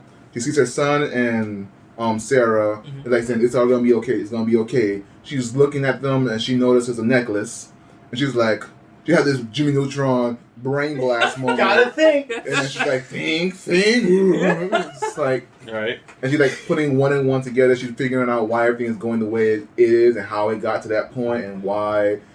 And then for some reason she figured out that well, no, naturally she does. Like she figured out that when he was taking pictures of her naked on the bed, he was actually taking pictures of her laptop that was open with all her information on there. Like a dumbass. I don't know why she does that. After making love, I guess you do taxes. She's like, I don't feel like doing taxes. Come here, baby. I'll make you feel like doing them in a minute. Oh God! And she put one and one together. She realizes that shit, they've been working together, and I need my lawyer. And then she's going off to. She's leaving. She texts her husband to let her walk home or whatever. Right. Now she's walking home. She's going by Sarah's place, and she realized that one of Sarah's tenant that's in her house is walking out from there, and she's trying to get home. Right. And she's like, no, your house is right here. That's where you live. So she's thinking that she's completely crazy, which you can't blame her because of the way she looks and the way she walks. Right. And talks. Elderly lady. It's like, all right, in the rain. Yeah. And then they go inside the house, and then they start talking. She's like, and the lady's like, I want to go home. and she tells her address, and the address is the address that Grace is, where the shadow person that's been taking Grace's money from, the address with nobody living in it, with all the mails being sent there, and she's like, and then she got that brain blast moment too, and she's like, oh shit, hold the fuck up, and then she goes do her Dora the Explorer in the sex dungeon. Or the human trafficking. I don't know. The human elderly. The elderly trafficking, whatever. And Elderly then she woman. realized that, oh shit, this bitch Sarah has been doing this shit for years, getting money from people, and Shannon was behind her like, gotcha, bitch. You read my mind telepathy. Right. I was getting ready to say that. And got a bitch. And now, oh my God. Let me tell you about this dumb bitch cop. This man is arrested. 1-800-RENT-A-COP. Literally rent a cop. Like this Reno 911 reject. Got this man in hand. He got a bad guy, right? You got a bad guy. You're a cop. Got a bad guy. You handcuff him. You put him on the hood of the car. You got to stay right there, whatever. He gets a call from one of his cop buddies, whatever, saying, yo, you got to check out your laptop. And he says the criminal to stay right there. And, criminal, he stays right there. He's doing a good job. I'm like, all right, cool. He's being, cooperative. He don't want to run. He don't want to get shot. 2020. But he goes inside his car. He looks at the laptop. He realizes that, oh, shit, Sarah is on that other shit. My wife is, on that route. Let me go save my wife. So... Cranks that on. He cranks the... He cranks the engine on. He's like, get off my hood. He leaves the criminal... With handcuffs to go get his wife. Okay. Now, I don't know what kind of script writing is that, but fucking whatever. So he gets to the house, he knocks on the door, he calls for backup, he tries to get in, Sarah's already home, he answers the door, she answers the door, she tells him the wife's not there, he's like, bullshit, and he closes the door, he calls her phone, he hears the phone inside her house, she's like, shit, boom, surprise, bitch, and then he starts fighting them, this bitch threw a grocery, he flinched, I'm like, what? She first hit him with a pan. Yeah, I know, but you're a cop, man. Like, threw her Aldi groceries. And then after that, I got accessories. Grandma was doing martial arts. Then we're on sale. Then he handcuffs her and says, "Stay right there." What's Grandma do? Bitch, I'm out of here. She ran out. She walked out the door. She did. She just First of walked all, right out of where did he get the right. second pair of handcuffs? Let's add that part. I want to focus on this. He handcuffed this criminal, right? For some reason, she's lying. He wants to get answers from him. He handcuffs him. Door's wide open. He don't know where his wife is, but he goes to get him anyway. He tells him to stay right there. Why the fuck do you think this woman was gonna stay in her house with the door open, mind you? And as soon as he left, she's like, "The fuck, bitch!" She just walks off because she knows what's downstairs. She knows he's about to find something. Yeah. Why am I gonna wait for him to figure out what's happening? I'm out. But he left her. Just right there. In handcuffs, and she's like, he's a well-trusted cop. That's what. Alexis said the best part right there. She said, "Why didn't he handcuff her to the stove or something?" And I sat there and I said, "You know what? That's a good point." Well, I mean, whatever. Anyway, he goes down to the dungeon. Didn't. She ran. He didn't. Yeah. He goes downstairs. She waddled her ass out of there. Right. He sees all these Grandma old people. Naruto run. He's still calling out for his girl. He finds her and then got your bitch again. They start fighting, tussling, and then Jasmine, who's been captured, tied up to the back to a wooden chair and whatever muffle, and then she's like, no, hear my husband. She gets up, she charges, rams him.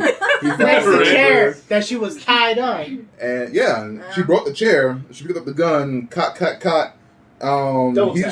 He fell. Right. Shannon fell. Because this whole time, I don't know if we mentioned. Yeah, we didn't mention it, but Shannon is the son of Sarah. Right. Shannon was actually the son of Sarah. And what they were doing was they were holding elderly people hostage or captive or whatever in this fake living assistant facility. Yeah. And just collecting their Social Security and whatever income they get. Identity fraud. And that's when much. You come back to the the line he says when he brought that woman. And he's like, "You brought me to your mom's place? Like, my mom lives better than that." Yeah. Right, yeah, and he revealed, like, oh, my mama, Sarah. Yeah, that foreshadowing. So, yeah. Right, foreshadowing. Oh, that reach of a foreshadowing. Right, and then at the end, Jasmine shoots him. He dies. They make it out of the house. I guess some really quick edits show that they revealed all the information to the public within a matter of seconds. So now all is forgiven. The judge calls it a media court case again. They all show up that same day at court. Right. Now she's free. And he's like, yo, we're sorry. We didn't mean to convict you as a murderer. You didn't do nothing. So bad. And get the hell out of my court, Tyler Perry. Right. You can go free. Case dismissed. Yay! So then they all do a victory lap. And they high-five each other. And they high-five. I do have a question. Is anybody gonna get the man his money back at the bank? It's just said, fuck we don't want to question that. We leave that to Tyler Perry's. That's what an open sequel he has. He put it in a 10-character post on Twitter. Right, because I'm pretty much thinking like, all right, so is she can go back to jail because she never got him his money? Her boss. Remember he said, you get my money, you going to jail. Decide. I ain't got my money. So, I guess you going back to jail for fraud. So it's like murder, now fraud. Mm-hmm. Fall from grace. Fall from grace. Yeah. And then the big reveal post-credit. Sarah, I don't know how she escaped. Her Jordan Peele moment. Right. That's Tyler Perry's Jordan Peele moment. Right. She's getting ready to purchase another home or something so she can open up a nursing living facility again. Yeah. No, she's actually becoming a nurse to this the white lady. Yeah. And it's like, oh, your mother's the wife of the Fortune 500 guy, right? And then she looks at the camera. And it freezes. That Michael Jackson Thriller moment. Remember when it cuts to him and his eyes turn yellow? And the Michael Jackson Thriller. Movie ends. Yay. Yay. Now, turns camera. Da-na. Like, honestly, I really don't want to continue talking about this shit because like we're done. It's bad. But no, we have to get out why we don't like it though. Because like I think we stated it. I mean, naturally yes, but like the thing is, like throughout, like I'm not gonna lie, like from the beginning to the point where the love interest before the love interest went like haywire, right? Like, it was a pretty decent film. Like, I mean, it wasn't amazing, obviously, but like it was pretty decent. I was invested in the characters. I want to know more about Grace and her love life. And personally, I think the movie would have been better if it was just that backstory of Grace, no court case or all that extra shit. Right. Just the court, love. Like, trying to fall in love at an old age, and discovering that the guy that you're married to is like, fucking a psychopath or whatever, or fucking dumbass, and just move out from there. She killed the guy, she goes to jail and call it a day in the movie. Whatever. All this extra shit that happened in between. I know Tyler Perry wants to like incorporate them for his film. Because Tyler Perry crazy. Or whatever he wants, like make some kind of story with it. It just didn't work. So many things were just so out of place, bad, not working. It just wasn't working. It wasn't. It didn't feel right. The whole fucking movie was illogical, but the worst part was the ending when they're like, "Oh, you're free." First of all, that's not how it works. She technically tried to. Well, she attempted murder. Yeah. So she would have to go back on trial for that, and she would most likely go to jail for like 15 or 20 freaking years for that alone. She didn't know. I mean, he was a shitty guy, but it wasn't self-defense. Yeah, it wasn't self-defense. It wasn't like Medea. It's like a crime of passion. Yeah. So either way, you're gonna go back on trial for that. Exactly. Yeah. But it was kind of like a lifetime ending. It's like you have this person, they kill somebody, and then things happen. and then like I don't know, like somebody else gets in trouble, and then the person that actually killed somebody, everything's okay, and then they move on their life, and I'm like. This movie could have ended earlier if they could just had Matt Murdock come in. That movie just ended in 30 minutes. Hold on. Now you making Tyler Perry spend money. He's not spending money for Daredevil. Disney's not about to let go. Doing the Frank Castle case, and then it's thrown out. Hell, I loved it. I'll do it again. Exactly. This movie to me clearly, like I said it already before, but this movie just shows you the mind of Tyler Perry. It's just insanity of things that are making sense and this man just refused not to give time to his projects. Yeah. Whatsoever. No, you can definitely tell it's his progression from when he started off just doing stage plays for churches, and then he took those and turned them into movies, big movie production films that got off to a great start because everybody was seeing them. They were great. They were funny. They had the drama. They had the suspense. They had the love scenes. Get hit by grits. Family moments, right? So it had a little bit of something for everybody in them, and then he started doing TV shows, and I mean, he was riding high for a long time, and then I think what happened was once he hit that plateau and he couldn't go any higher, and he just was like, all right, let me do another Madea movie. Okay, that didn't do good. Let me do another Madea movie. All right, that didn't do good. Now we got 2 Madea Boo movies that nobody asked for, right? None of those did well, and now he's on this little, like, it's steady dropping. And he's like, I gotta do something. And I'm sure Netflix was like, look, Tyler Perry, we know your track record. You usually do pretty well with movies, so all right, we'll cut you a deal. And he's doing well with this one. For the wrong reasons. Right, because everybody's watching it because, like, yo, I gotta see this.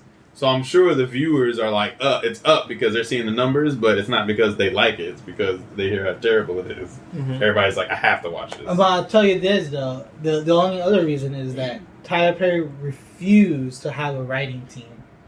Yeah, that too. He does all the writing. He wants to write everything himself. He wants to write everything. So he can have all the rights, all the scripts, everything. Another thing he kind of mentioned, because a lot of people were kind of mad about the wig choices they were putting on set. Right. So basically he said, I don't have time to wait 5 hours and spend $10 million while you're trying to figure out what curl is better for you. Oh, wow. Yeah. Poor Grace. I'm sorry, Mr. Tyler Perry. I know, right? Poor Grace. They couldn't just keep the same wig. They had to give her 3 different wigs that she had to rotate throughout the movie. And, also people were kind of complaining about the wig he gave to the actor who played Shannon. Mm-hmm. And, the actress who played Jasmine, she kind of tried to stick up for the actor who was playing, Shannon. Mm-hmm. She was basically saying that, he outacted his performance without the wig. He outacted for real. Yeah, he did a good job. Yeah. Ain't gonna lie, he did a good job. Yeah. And I want he's the best part of the movie, though. Yeah. No, he is. Even though he says the most despicable stuff to that poor lady, but right, he makes you hate him. damn. So he did a good job, right? You do hate the guy. For real. He's terrible. Jesus. Ashtray, bitch. Right, now I know why she hit him in the head with the bat. Yeah, so that part he did good. This one's for Glenn. I'm surprised his hairline didn't go flying off. No, that would have been perfect. If she hit him and his hair flew off with the bat. Or she picked the bat back up and you see the hair stuck on the bat while she I saw that Velcro detaching slowly. You know the funny thing about his wig though? Uh-huh. It looks like whenever it's showed on the camera, it looks like when you're taking a shower, right? Mm-hmm. Guys with nappy hairs or whatever. You're taking a shower, and basically some of the water just kind of stays in your hair throughout the rest of the day until you try to pick it out. That's what it basically looked like. I thought it's more like he had a rubber band and they was just holding it in place. Bruh. That's what it looks like too. Oh God! But I do wanted to add some points, some jokes, so to speak. All right. No.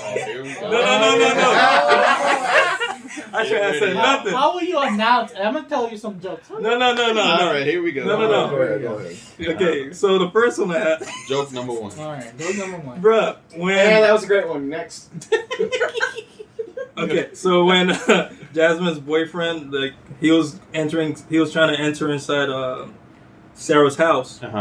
After he heard the phone call, right? When he called her phone and heard it ring. Basically, yeah. Mm-hmm. The way he kicked that door was just like the son from The Strange Things About the Johnson. Did. Hey, Pop, did.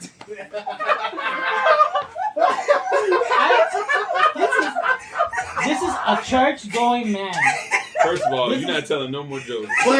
Because that is one of the films that I have repressed in the back of my mind. Oh, bro, no. And it's usually Lent that finds a way to bring it back up. But now you're bringing that movie back. You forgot the best part of this movie. Jacob made an appearance in the background at the church. That was him praising the Lord. Right behind Shannon. Doing his moves, the 2 moves. Right. Raise up hand, one finger point. but Meet the Johnsons. I can't believe. No more jokes. No. That thing was hilarious, bro. You get one, and if it's not redeeming, we're done. Fair warning, listeners. Do not look up Meet the Johnsons, alright? Don't watch that. Please don't. But anyway. I differ. The FBI will kick your door down. At least Meet the Johnsons is a better movie than Falling from Grace. No, okay. Yeah, definitely. It is. It's a very twisted film. Yeah, but still. Yeah. It's a short film. All right, one more joke, Jacob. Alright. No, like, okay, so, you know how to see, you know the Joke number 2. Okay. You know the sequel that they're planning on making, right? For what? Falling from Grace. For Fall from Grace. They're gonna make it. That's all, yeah. You know when they were kind of like... Felicia Rashad was like, oh yes, I'm here. No, but remember when all the cameras came out and Grace was like, it ain't over. Oh yeah, that's right. It ain't over. Oh, okay. Yeah, so basically, like these title cards I had in my mind was like, yeah, so the next movie is gonna be Sarah's Going Down. Another one, Sarah's Downfall. And the third one, Or just down jokes. yeah, basically. The Rise of Sarah. The Rise of Sarah. Oh, Lord. Oh, God. The rise and fall. No. Grace goes and tries to find her, so it's the Rise of Grace. They're gonna turn Sarah into Hannibal Lecter. It's like She's gonna eat people with the side of fava beans. Oh, gosh. What was the third title? Third one was like, you getting caught, girl. you're getting caught, man. Alright. Tyler Perry, you're getting caught. Tyler Perry's falling from grace. Stop him. Still falling. You got another one. I'm gonna cut it right off. You know he's got 20 more in that back pocket. I know it. No, but while I was watching the movie, in the big first phases, I was kind of interested. Mm-hmm. And then when it came down, like downhill, I wanted to be like that woman in the first part of the movie when she wanted to commit suicide.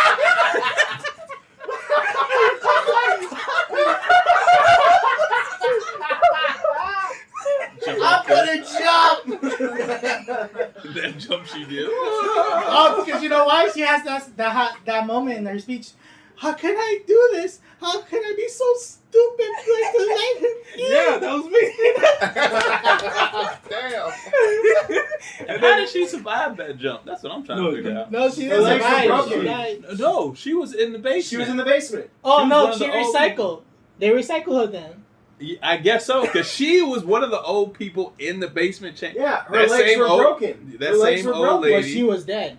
No, her legs were like wrapped and with fake for real? blood. Oh, okay. So Really? yeah. Yes. But the But officer she was was dead. like, I saw. Look, I'm not gonna go check, but if you want to go check and prove me wrong, I watched the go movie for 2 it. times. All right. I'm telling you, she was in the basement. I She saw was her in the face. basement. She was one of the old But- people. Fucking So what's they his name? It's recycled like it. I saw an old lady die. I guess Right, she ain't that.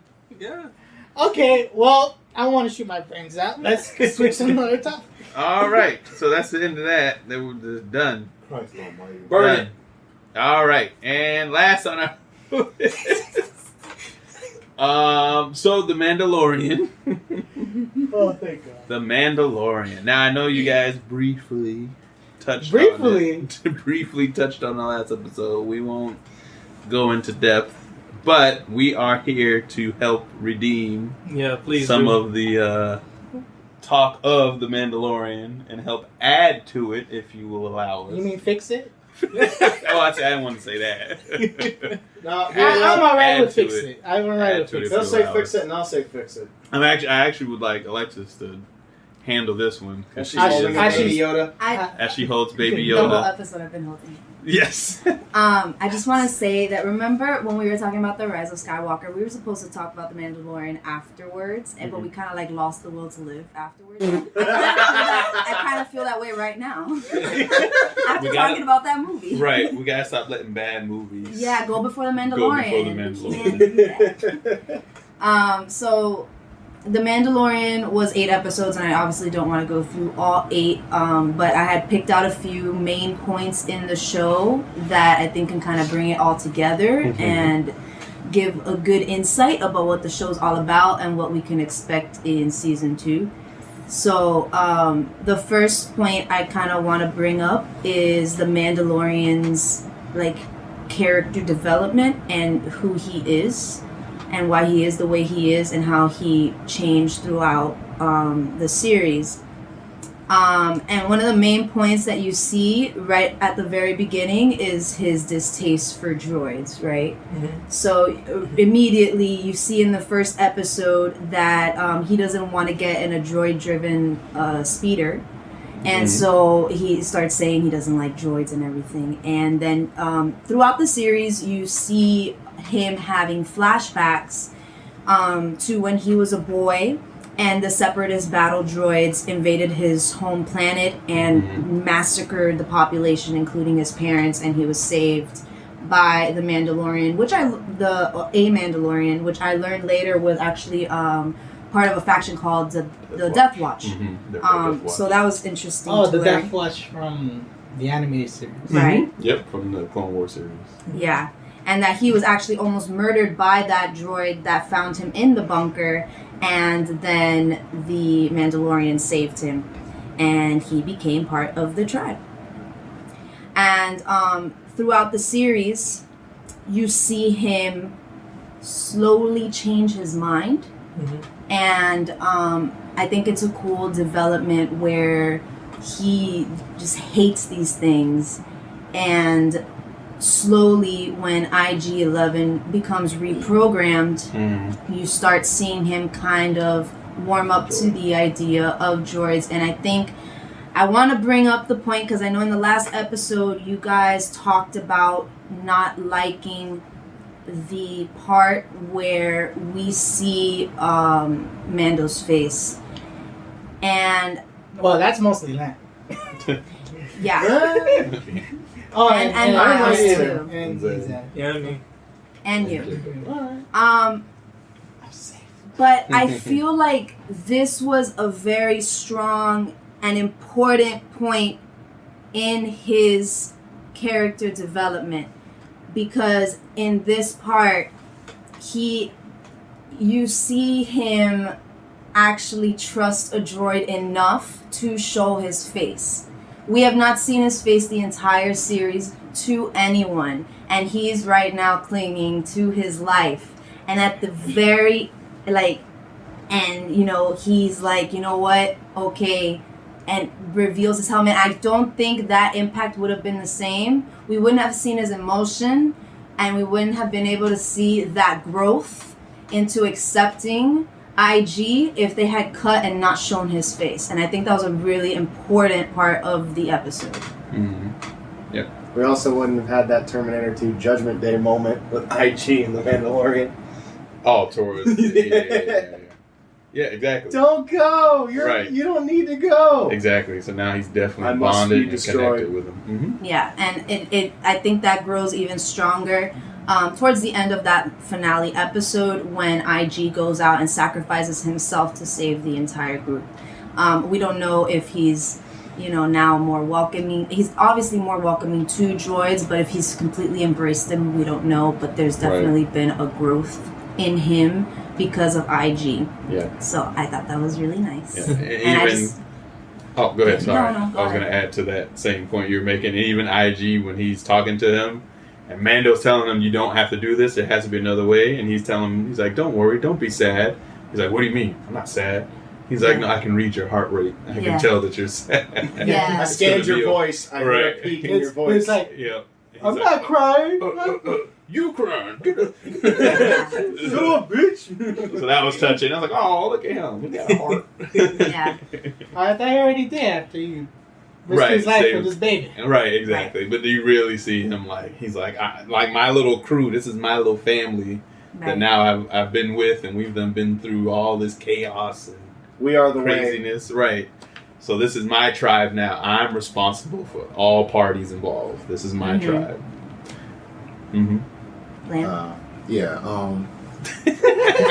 He's trying to be profound now. No, just it makes sense, I guess, because like last episode, I wanted to get like through the character development of the Mandalorian with the droids, but I guess I didn't really touch upon it too much. And I guess if I actually went through with it, I would have seen, well, not really, but pretty much showing his face to the droid and seeing his emotion, that does make sense to like get that emotional connection with the droid.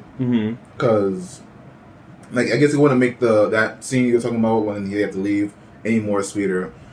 I mean, I'm not gonna say I still stand with it, but I still feel there could have. I guess it could have been another way, but from what it stands now and from what you said after that, it's like I could get it now. So it's like I'm not as disappointed that they showed his face. It's just now it makes a lot more sense, but I wish they still didn't show it. Like I get it, I still didn't want to see his Mexican face. Hold on. Bro, first of all, okay, hold on.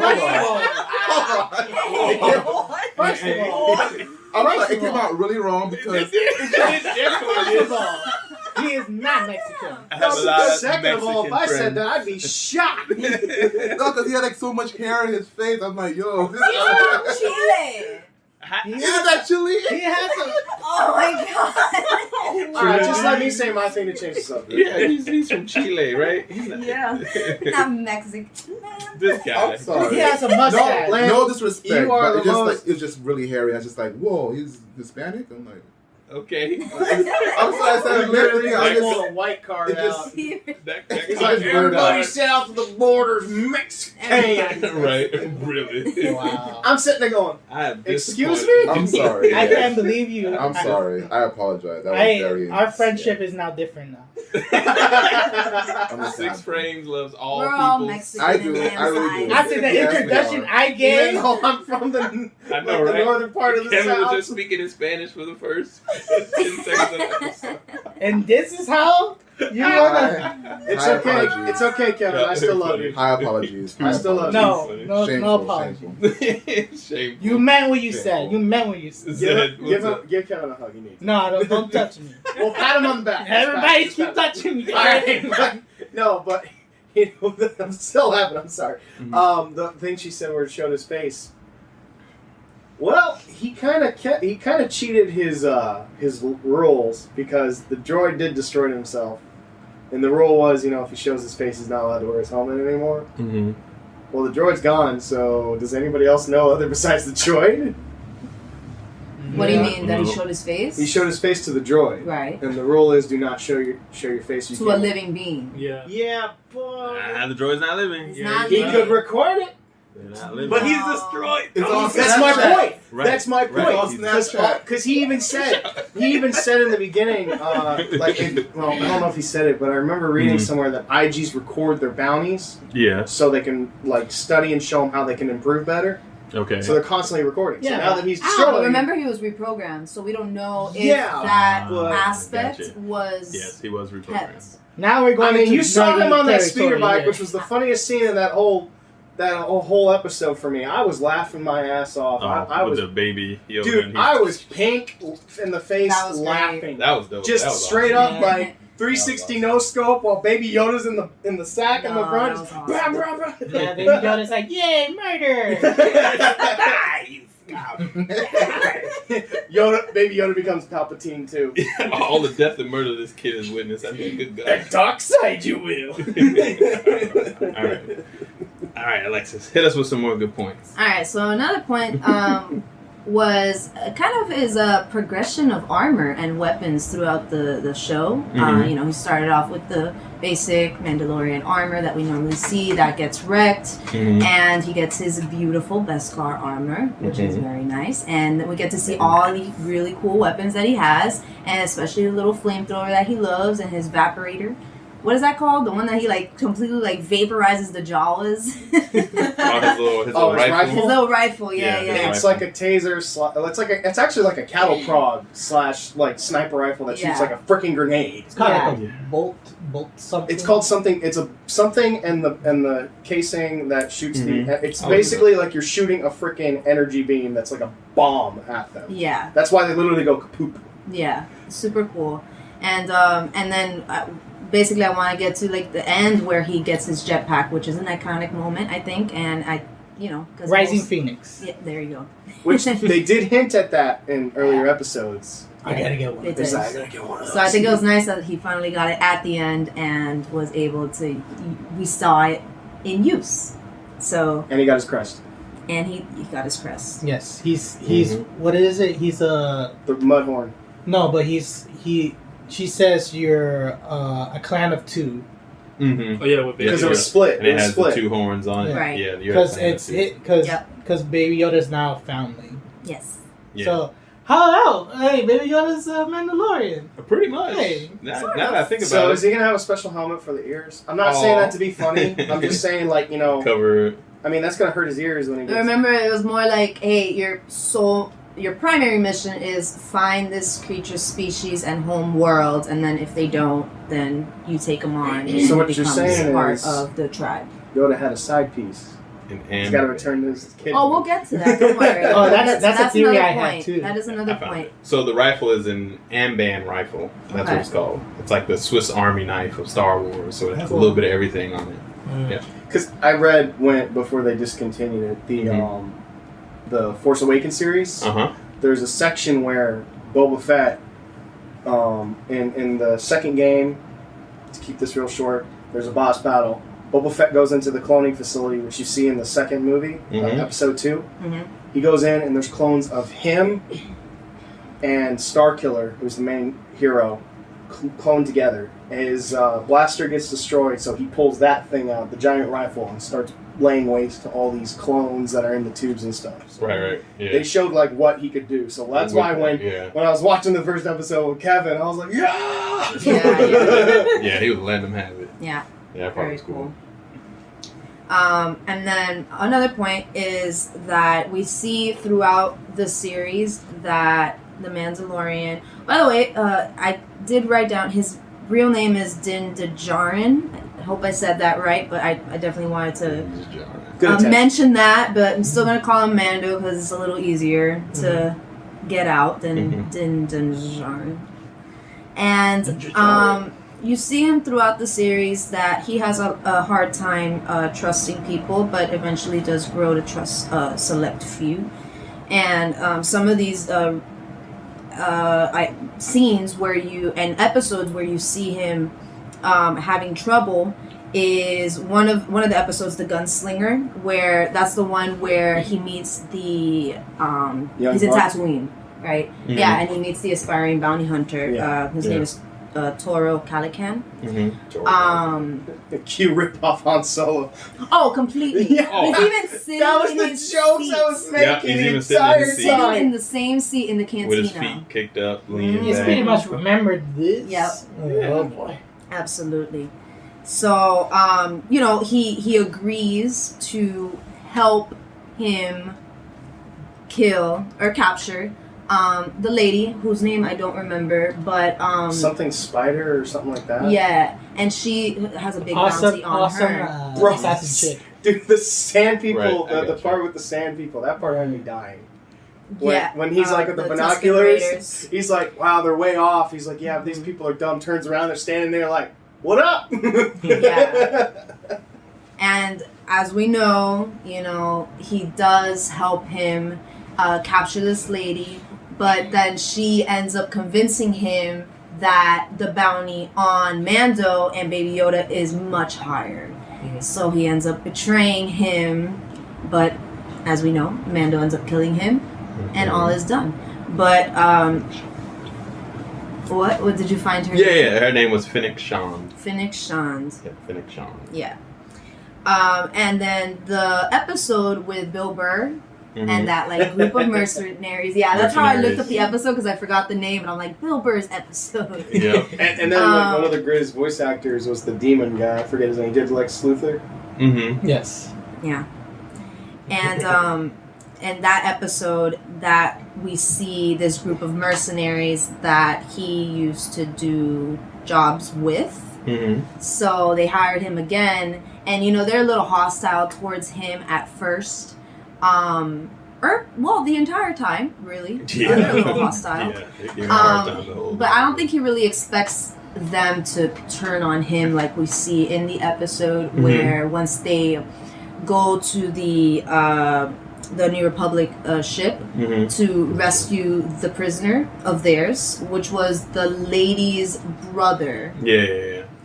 And they end up throwing him in the cell. I don't think he expected that from them. Like, I know that they were having kind of rough exchanges throughout, but I think that he kind of like flipped the switch, right? And so he then there's the characters where he trusts and grows to, I think, really care for. And the first one is Quill, who is the Ugnaught, and that he meets right at the very beginning. And Quill, we learn, worked his entire life as a slave for the Empire, but is now free. 3 human cycles, as he said. 3 human life cycles. Yep. And I think Mando ends up learning to trust him very early on, because he saves him when he lands on the planet called Arvala 7 to collect, as we know later, is Baby Yoda, the asset. And he lands on the planet and gets attacked by the 2 blurgs, and Quill saves him. And when, in the second episode, when the Jawas end up taking his ship apart for scraps, Quill helps him rebuild. Yeah. Right? And you see that he really cares for him when, fast forward, Quill dies, and he ends up burying him on the planet. Yeah. And puts him to rest. And then the second character I want to touch on is, what's up? I just want to add, just like another part of just where he, has, more trusting towards Quill, is when, out of all the people, well, not really, I can't say out of all the people, but, one of his first, crew members that he recruits, wasn't it Quill, or was it the other lady? He tried to get Quill, but remember he said that, I've lived my whole life as a slave. Well, that was in the beginning. I'm talking about more near the end, where he's he needs someone to help him go through. End. Yeah, he was definitely one of the ones that he kind of trusted to take care of the child. Yeah. Right. But I think he did have Kara in with there. Oh yeah, you're right, because the robot was there. Yeah, all right. And IG. Yeah. Okay. Cool. Yeah, and Kara was actually the next one I was going to talk about. I think she was a really cool character, and I like that she was not in it for just one episode. I like that he's actually traveling with her, and they're kind of working together. But a little backstory on her was that she actually served as a shock trooper in the Alliance to restore the Republic, and her home world is Alderaan, right? So when she said that, I was like, so that's why she joined the rebellion, right? Yeah. Totally makes sense. But her start with Mando is a little rough, if you remember, because he went and found her in the cantina, I believe, but it was on another planet, and she thought that he was there to collect her as bounty. Right. So they had a little swirl, but then they ended up working together and helped him protect that village from the ATSTs and the Raiders. And we got the greatest gift ever. Baby Yoda sipping soup. Oh yeah. And Samurai 7 training. Yeah, that's what I was gonna say. Just an Easter egg. That episode is based on Samurai 7. Yeah. Which a lot of films are. And Star Wars has done that plenty of times. Even in Clone Wars, the animated series, they did the exact same thing. Obi-Wan arrived at a planet that needed help because the droids were coming. So he had to real quick teach the village how to at least hold a stick and attack. And then they've done it in other comic books and things like that with Star Wars. So yeah, they pull a lot from samurai films. Yeah, they do. But particularly that one that Kevin just mentioned. Yep. Yeah. And yeah, so in that part, I think they grow closer, and then in the same episode where they think everything's all good, everybody's safe, Yoda's gonna stay there, Baby Yoda's gonna stay there, and live out his life. But then we see a bounty hunter trying to snipe him in the village, and then Kara's actually the one that shoots him down. Surprise, motherfucker.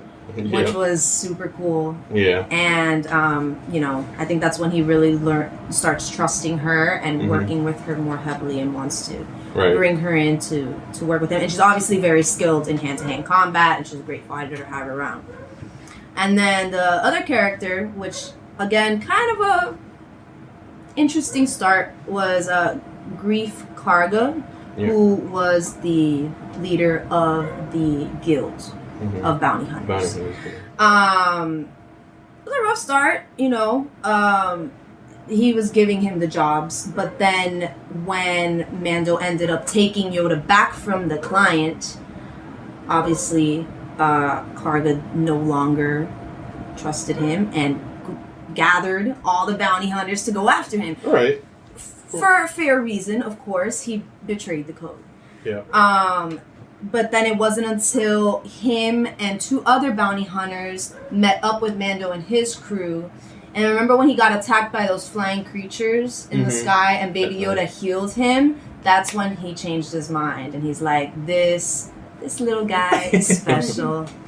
And then he ends up killing the 2 bounty hunters. And I think that's when Mando's like, all right, I can trust him. I can bring him in. Right. After they beat the shit out of him. Yeah. And then my next point is one of my favorite characters who we have not yet seen too much of, which is Moff Gideon. Yes. Moff Gideon. So awesome. So cool. Love Giancarlo Esposito, obviously, from Breaking Bad. Yeah. And I think... Lamb's face, you alright? Don't worry, he's not Mexican. He's not Mexican. Ouch! Before you say something. Lamb was looking like, who is she talking about? Who was Moff Gideon? And who was Giancarlo Sandro Hernandez? Antonio Banderas? Quentin Tarantino? Kevin Galinda? Guillermo del Toro. Like, his eyes was looking like, ay, Dios míos. She is just name dropping. I don't know what's happening over here. Can't follow. Have you ever seen Breaking Bad, Lance? No. No? Sadly. Okay. You haven't seen it? Okay. Yeah, he played well, Gus. as soon as I saw him in this as the villain, I was like, sold. I was absolutely sold. Because in Breaking Bad, he does an amazing job as the antagonist.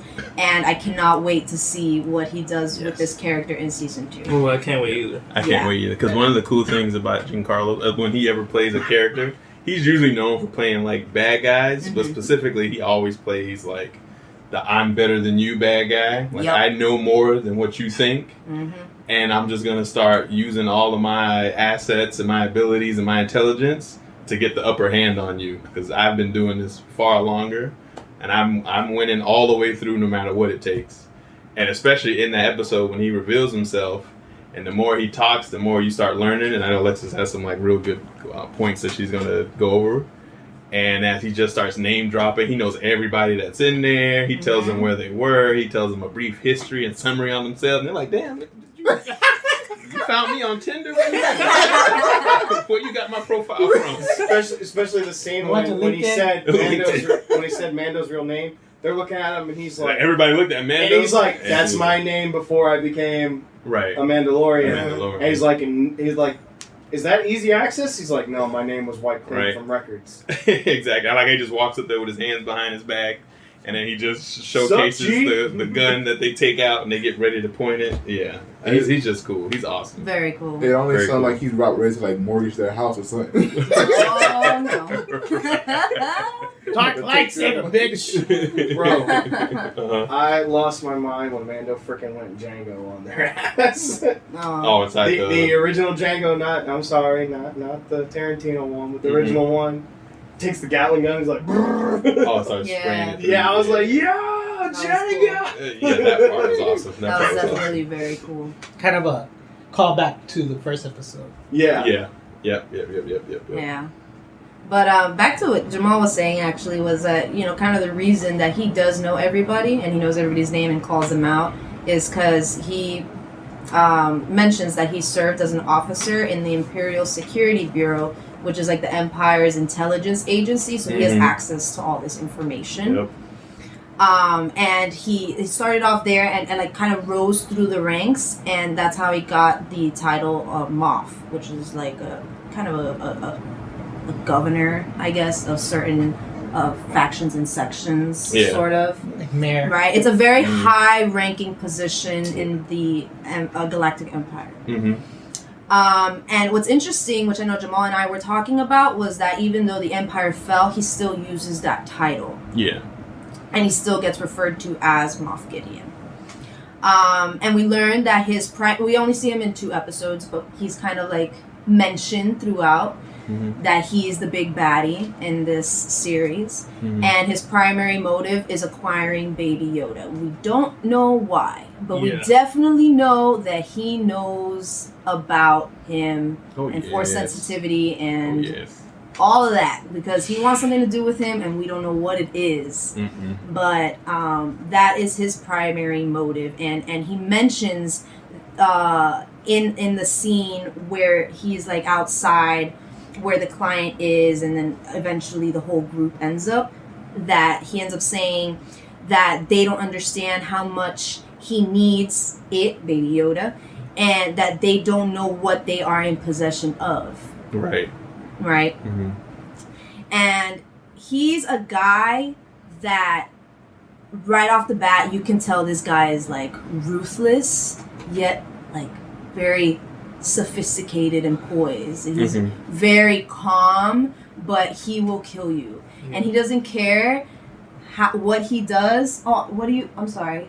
I was just saying, am I the only one who thought it was funny that while he was monologuing outside the cantina, they're all trying to hatch a plan in there? He's like, I'll give you a chance to come out. I have a great thing. You're totally surrounded. And they're like, what the fuck we gonna do? And he's sitting there like giving this big speech. And I'm sitting there in the background going, does he not realize they're not paying attention to him? I was actually going to quote a piece of that because I love it so much. Yeah. And what's his face? What's his name? The leader of the guild, the Bounty Hunters Guild? Karga. Karga was sitting there pouring shots. I don't know if he saw him. He was lining up shots and he just taking them. This guy keeps talking. This is it. But yeah, you can immediately tell that this man is like, ruthless. He's like a zero BS guy. And that's where the quote came in that he says when he's outside. And he goes, hold on, my phone is going crazy. Quote, if you're asking if you can trust me, you cannot. Just as you betrayed our business arrangement, I would gladly break any promise and watch you die at my hand. The assurance I give is this: I will act in my own self-interest, which at this time involves your cooperation and benefit. Jesus Christ. Hell, man. So, is you not? Is you not gonna help me out? A lot of big terminology. Is you is or is you ain't. Right. Basically. I'm sorry, I didn't went to the public school. Right. I got my law degree at DeVry. I went to the public school of Rebels. Oh no! You just threw them under the bus, bro. Oh man, so yeah, I had like chills when I was listening to him deliver those lines. I thought it was perfect. And he then opens fire with the E-Web, which was and he did not care who was in his way. He wanted to get them gone, so he ended up in the process killing his own people, his own stormtroopers. Yeah, and he didn't blink. He didn't flinch. Nope. So I already see what type of guy this is, and I like it. Yeah, I'm on here for it. This is no Kylo Ren. I'ma cry bullshit. This is a real Star Wars villain. Yes, he learns from Vader. Yep, absolutely. And then throughout the episode, in the finale, we obviously see him come into contact with the group at the end in the TIE fighter, and that's when we see the Mandalorian use his jetpack and eventually wrap him down. That was cool. And put on the detonators so he blasts off the wings. But I'm gonna transition into my next point. When Moff Gideon comes out of his TIE fighter, we see the Darksaber. Dun dun dun. Which people know which a lot of my friends I talked to, not this group here, but another group of friends of mine, they kept blowing up my phone. I'm like, guys, I don't know a lot about Star Wars. I know more about the bounty hunter side. Right. And they're like, what's with that? That's not a real lightsaber, blah, blah, blah. I'm like, What? It kinda is. It is. And they kept arguing with me. I was like, did you play The Force Unleashed 1? Yes. Mhm. Remember when you unlocked the black lightsaber blade? Yeah. That's what it is. Or just watch or That Rebels too. or Clone Wars. Wars. Yes. Because it's in there. It's in Clone Wars and it's in It's like, Rebels. you like Star Wars? Yes. You like animation? There you go. Absolutely. Disney Plus. Final season's coming. There you So go. for Can't the wait. people that don't know what the dark saber is and why it's Lamp. significant, It ain't Lance, Ghostbusters. As he It's raises what his he- Lance, hand. did you like it though? It's cool, right? Oh hell yeah! It's really It's dope. more like a negative sword, big lightsaber or whatever. It reminds me of Exactly. Negative Man from Yeah. Spider-Man. That's exactly what it looks Yeah, like. yeah. There's a white one or too. Negative Man in Doom Mhm. Patrol. Yeah. So, So I think second one was the dark white. saber is very ancient. This was created thousands of years ago, an ancient black-bladed lightsaber. And it was created by the first Mandalorian inducted into the Jedi Order, whose name was Tar Vizsla. Mm-hmm. Okay. Vizsla. Yeah.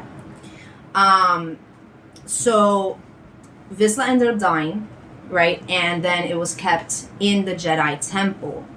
But then it was stolen by House Vizsla, which is a Mandalorian house in the sect. And it's been passed down each generation of the ancestors of Pre-Vizsla, who was the leader of the Death Watch before Darth Maul. So then Darth Maul ended up killing Vizsla and claiming the dark saber and becoming the Death Watch's leader. Yep. So that's how that ended up happening. Super cool. And then another character, another Mandalorian, her name is Sabine Wren, retrieved it from the Night Sisters and later gave it to Bo-Katan Kryze, who was another Mandalorian leader of the Night Owls and a lieutenant in the Night Watch. So it's being passed down and other people end up acquiring it. And she is the last known person to have the darksaber in Yes. her possession. In Rebels, they show that. Right. So now Moff Gideon... I'm sorry, go ahead. No, I just had a question about her. It wasn't she the love interest of Obi-Wan? No. No, that was the That other was- one. that was I'm getting her. Sadie. Sadie. Okay, That's the one who got killed. That's Yeah. the one who got killed. All right, Yeah, never yeah. mind. Darth Maul. Disregard. Yeah. Yes, but Darth Maul. Yep. Yeah. All right, disregard that. And then an important thing to kind of know about the darksaber was that you have to defeat the previous owner in order to like rightfully claim it as yours. And so that's my question. So Yes. did he kill that new princess that to yeah. get that saber? That's my question too. Is like, did he kill her or did he just defeat her, and we're gonna end up seeing her later to try to get it back from him? Right. Now we get to see a live action of a character that was only in cartoons. Yeah, Yeah. Amazing. yeah, that would be Ooh. really cool. So we're gonna see how he acquired it, hopefully, Yeah. and how he. I mean, they have They to. have to show They that. have to say how he, because they showed that and made it a purpose to be like, look what I got. And people who know a lot about Star Wars and the lore, and they saw it, it was like, what? Yeah, we were like how did you jumping get like, this? whoa! Son, how did you get this? Yeah. It's like And the there's cool only kid. one. Right? And yeah, and there's only There's one. one. So we know it's that one. It has to be Yes. the one that everybody's Not at thinking of. Walmart. Not Not at Walmart. one. They got 12 of them on shelf right now. He's banking. $24.99. You can get yours today. It's like the cool kid who brings the ultra rare '90s Pokemon cards. That's Right, Like, yeah. look what I got. They don't From make these Japan, no more. right? They got the Japanese writing on it. My dad knows him. Right? Yeah. So, if nobody has anything else to add on the darksaber, I just wanted to give like a history of it and how it ended up in his hands, or Mhm. hopefully we'll see how he acquired it. Yeah. But the last point, and one of the most important points, is the question of Yoda's species, right? So there's a lot of theories here, and all of these questions that ended up starting up when we first saw Baby Yoda. You know, we assumed Yoda was the last of his species, but here we are seeing a new child, right? So the first theory is kind of, did Yoda and Yaddle get it on? You know? Yeah. Well, that would be Yaddle- kind of gross from what I've Yaddle heard. was another Jedi, because you're looking at me crazy. No, she Jedi is- Master. She would, if you go watch the prequels, Phantom Menace. she's specifically. sitting in the background in the council. Yeah, You there's watched another that. little. She kind of looks like Yoda, but she has long brown hair. Right, And she's And- sitting in one of the chairs, like just chilling. right. And That's the, Yaddle. the You reason I watched said that, that's man. gross You is saw that because they episode. said they were brother and sister from what I've read online. So So if that's the case, then Hey, so we if it must wasn't her, repopulate then it our must be someone kind. else. But you are my brother. Yeah. So I'm good. I'm not sure I necessarily Or- like that theory, Right. but it's out there because we really don't know how much of them exist, which leads into like my other point is like, are there more of his kind? Right. You know, is this a very scarce species or are there more? And I was kind of thinking like, hey, they live a long time. You would think they would reproduce pretty often, and they're not as, scarce. Right. So I'm kind of guessing Yaddle went on her saddle. All right. Oh! you motherfucking right? God damn! Dr. Seuss is rolling in his grave, saying, "Nah, bitch, it's like one fish, two fish." Hey, but don't tattle. tattle. Don't tattle.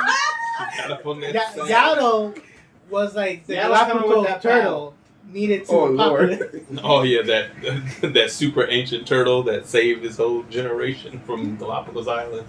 I already saw Jacob calculating jokes. Yaddle. As soon as I said Yaddle, he's like, Yaddle? What rhymes with Yaddle?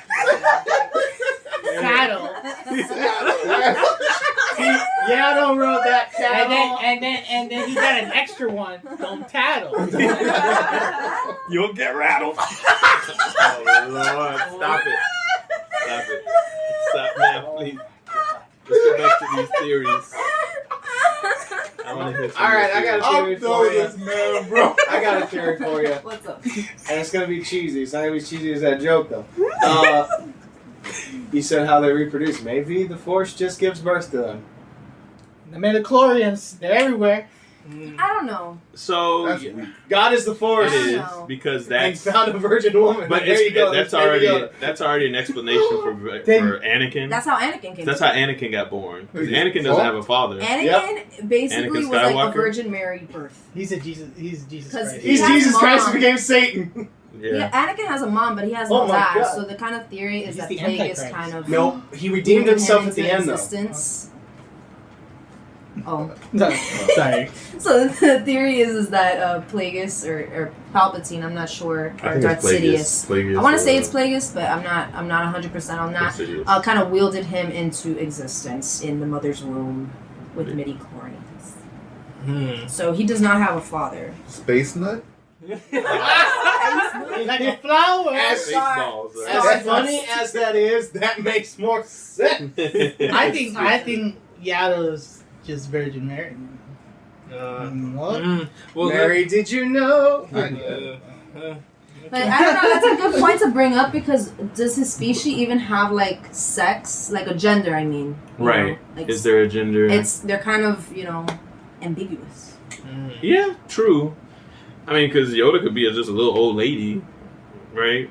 Or a little old man. So I mean, we Either we way. really don't know anything about that species, which no, is there's interesting. nothing. That Nothing the in the books or premise, anything. right? That the premise of season 2 will be trying to find his homeworld and the rest of his Yeah, time. And that's what I have a That's going to theory. set a lot of new premise for Star Wars. Absolutely. Because even George Lucas hasn't written anything about Yoda's species.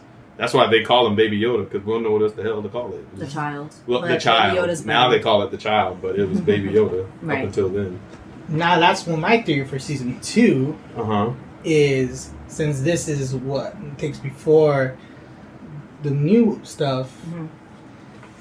Does he go visit Yoda and his planet? Yoda's gone. No, Yoda's dead. Yeah, Yoda's at dead. this point, yeah, Yoda's dead, Yoda's right? I dead. Yeah, mean, 'cause he this is could go to 5 the, years he could go to after the planet. Return of the I Jedi. know, but would he Mhm. go to the planet? Because they kind of already did it with the Cantina stuff. Mhm. But would they go to the planet like some force shit happens, Mhm. and then they just go to the planet and then they find something there, maybe see his ghost. And be like, oh shit! I don't know. What is this? Oh shit! I'm not paying child support. He disappeared. Go this way, you will. Towards your ship and leave. No child child support here. The only reason I don't see that happening is that usually when you do see a Force ghost in Star Wars, there's more of a purpose for it in the sense of like they'll appear to a Jedi in training or other Jedi, you know. So I don't see him appearing. But that's the loophole for this character. Since his their race is Force sensitive. That's true. That's true. Sensitive. Maybe he sees him. Yeah, they just go off and he does the hand thing and like, huh? And then just sees, oh shit, a baby. Oh, not my baby. So I have another theory, just from my thought. Is it too far fetched to think maybe he was cloned? No, I don't think that's too far fetched to think. Right, because they have the technology for it. That's another theory that he's a clone of Yoda. Right, they could have easily gotten some DNA from Yoda at any point. From his apprentice. So who? Which one? The one from Clone Wars. His first apprentice. Oh, what's his name? No. The guy with the white beard, and he had the saber that had the little curve. Dooku? Dooku, yes. Yeah. Dooku. Maybe Dooku could have got a hair or something and gave it to them, and they could have been trying to make clones of Yoda for ages, and this could have been the first successful clone. That's right? possible. Which is also why he's 50 years old, too. And they were saying he's 50 years old, and they've been trying to locate him. Maybe he got stolen, and he got out of the lab or something, and he's just been kind of bouncing from spot to spot, and that's why they were like... That makes sense with the timeline, too. Right? And remember the doctor that was caring for him, and he kind of helped Mando help him escape, because he wanted to see him taken care of. He had an attachment to it, too, because he was like, I don't want to see any more like experiments, or I don't want to see him hurt anymore. So I was thinking maybe that had something to do with it, because maybe they're working in the lab, and seeing them do experiments and trying to clone these little baby Yodas or whatever they want to call them, right? So often, and they all failed, and this is the only successful clone.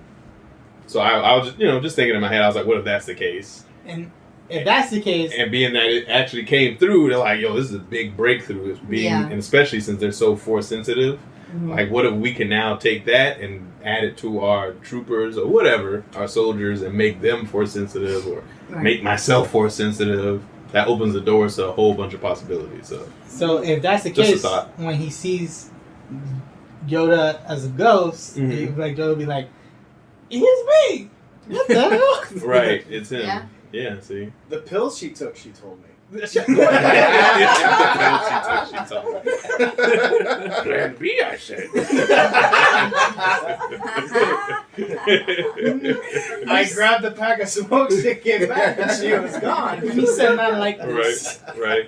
Me said not like this. I mean, that could be another thing, too. That would be interesting. Jar Jar Binks comes out to be the new Sith Lord. And on top of that nobody, and we talked about this too before, is that how the Empire did a great job at like erasing the Jedi history. So everyone else is kind of ignorant to Jedis, and they don't know what they are, what they do. And they just don't come in contact with them. Right. Really. They're not part of that world. They're not. And it's an underworld. and when Mando went back to speak with the blacksmith. What's the blacksmith's name? I don't... the Armor. I don't know if you guys... I never caught her name. Anyways, when he speaks with her, he talks about the baby's abilities, and she says, yes, I've heard of this before. Yes. They're from an ancient group of, like, wizards or whatever. So to them, they're wizards, they do magic, but we know it's the Force because we know what Jedis are. But because they've never seen one or came in contact, it's all just been stories and hearsay. Yeah, some of them think it's talk myth. of these wizards, these cloaked wizards that walk around and they can move stuff. So I thought that was cool too. And Moff Gideon, he knows, right? Because he works for the Empire and he has access to all this intelligence. So he knows what he is. He knows that he has powers and he can use the Force. What's up? Her name's the Armorer. The Armorer? That's there you go. That's literally it. The Armorer. Okay, yeah, that's Or badass Mandalorian. I thought she was like the Battle Master or something like that. Right. She should be the Battle Master. She was in there. Kicking ass and making armor. She's super cool. When she threw that trooper into the fucking molten rock and he just burned up. Nothing. He got nothing. That was cool. So yeah, that's why, back to my point with Moff Gideon, that he knows how like important it is to get this baby. I need this baby because I know what this baby is. I know what he can do. Y'all don't. Y'all starting to see stuff because he's moving shit and stopping fire and grabbing people and force choking folks. And, all of that. Ooh. So that's why he needs to hurry up and get his hands on it. And that's why he made it a point, like, you don't understand how bad I want this, and I will not stop until I get it. Right. Because I need this. Right. My baby. And who knows, or maybe he might try to use it to give himself abilities. So he can be like Lord Vader or whatever. He already has the whole little get up anyways. It just minus the helmet. You got his cosplay ready? Yeah. Yeah.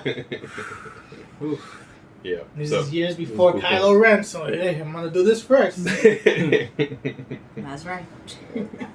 Anything else you wanted to add on that, or is that... It's kind of dark. I don't know if I should. No, you keep it. Hey, you're responsible for what you said. Six Frames are not responsible for any comments that anybody that any of us say. Right. We're not responsible for our own comments. Blurt stuff out. I'd like to say beep. Good lord. I guess what we could take from this is probably the species. Why is everybody looking at me like Wait for your dad joke. It's starting off like one of your jokes. I know, because he starts scratching the back of his head like an anime character. No, I'm trying to give out a profound thought. Okay, go ahead. About the Yoda species? Yeah, basically, like, I think the real name we're going to focus on... You got it. Sorry. You're the worst. You're even worse than a Tyler Perry villain. Right? Oh, damn. No. Not that bad. Ashtray, bitch. No. Like, the real name for Baby Yoda is Soda. Soda? I wish I understood what you meant. Why is it soda? Because he's carbonated. something before soda. Because I'm trying to rhyme. Oh my god. Here we go. Alright, I want to do this. I want to, before this gets way out of hand. Yeah. Clea, you finished watching it. Yes, I actually. Oh, yes. excellent. I managed to watch every single episode, and let me tell you, I loved it. Like, I have nothing like against it. I think Disney should keep making shows like that and not, certain movies that came out. I'm not gonna mention it. No, trust me, we talked a lot about it. but yeah, I mean, I thought it was an amazing show. I love the fact that they had like the practical makeup, the models. It felt like I was watching like one of those older 80s Star Wars movies, but just like better visuals and stuff like that. And honestly, I mean, that's everything.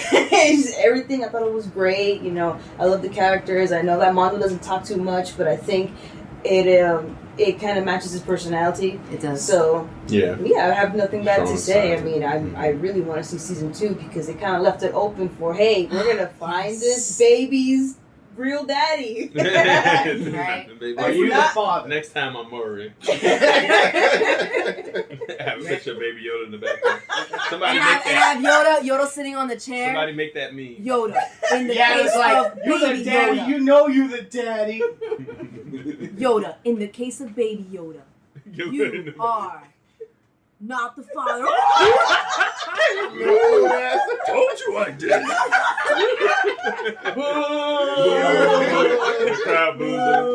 Yaddle's out in the state. The little Jawas. The Tusken Raiders. The Tusken Raiders.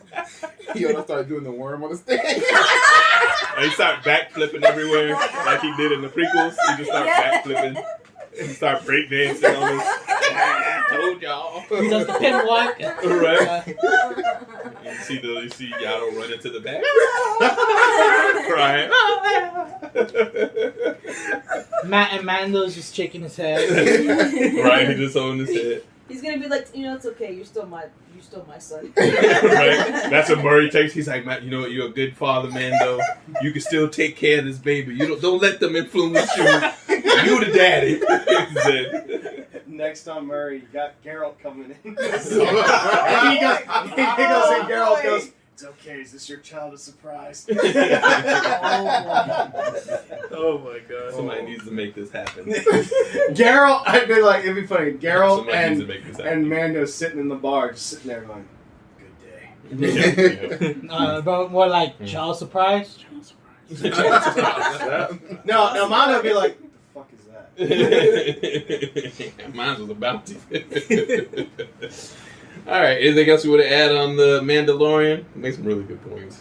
There's a lot that could happen on the second season, and like really looking forward to it. If we actually do find a planet of Yoda, like how annoying do you think it'll be? Or you just hear, Well, Yoda was a bit of a trickster, so I think he kind of talked like that either because that's how they talk, or maybe that's just no. It's because the guy who voiced it is the puppeteer who did Miss Piggy and Ernie, and so he created that voice because it sounded.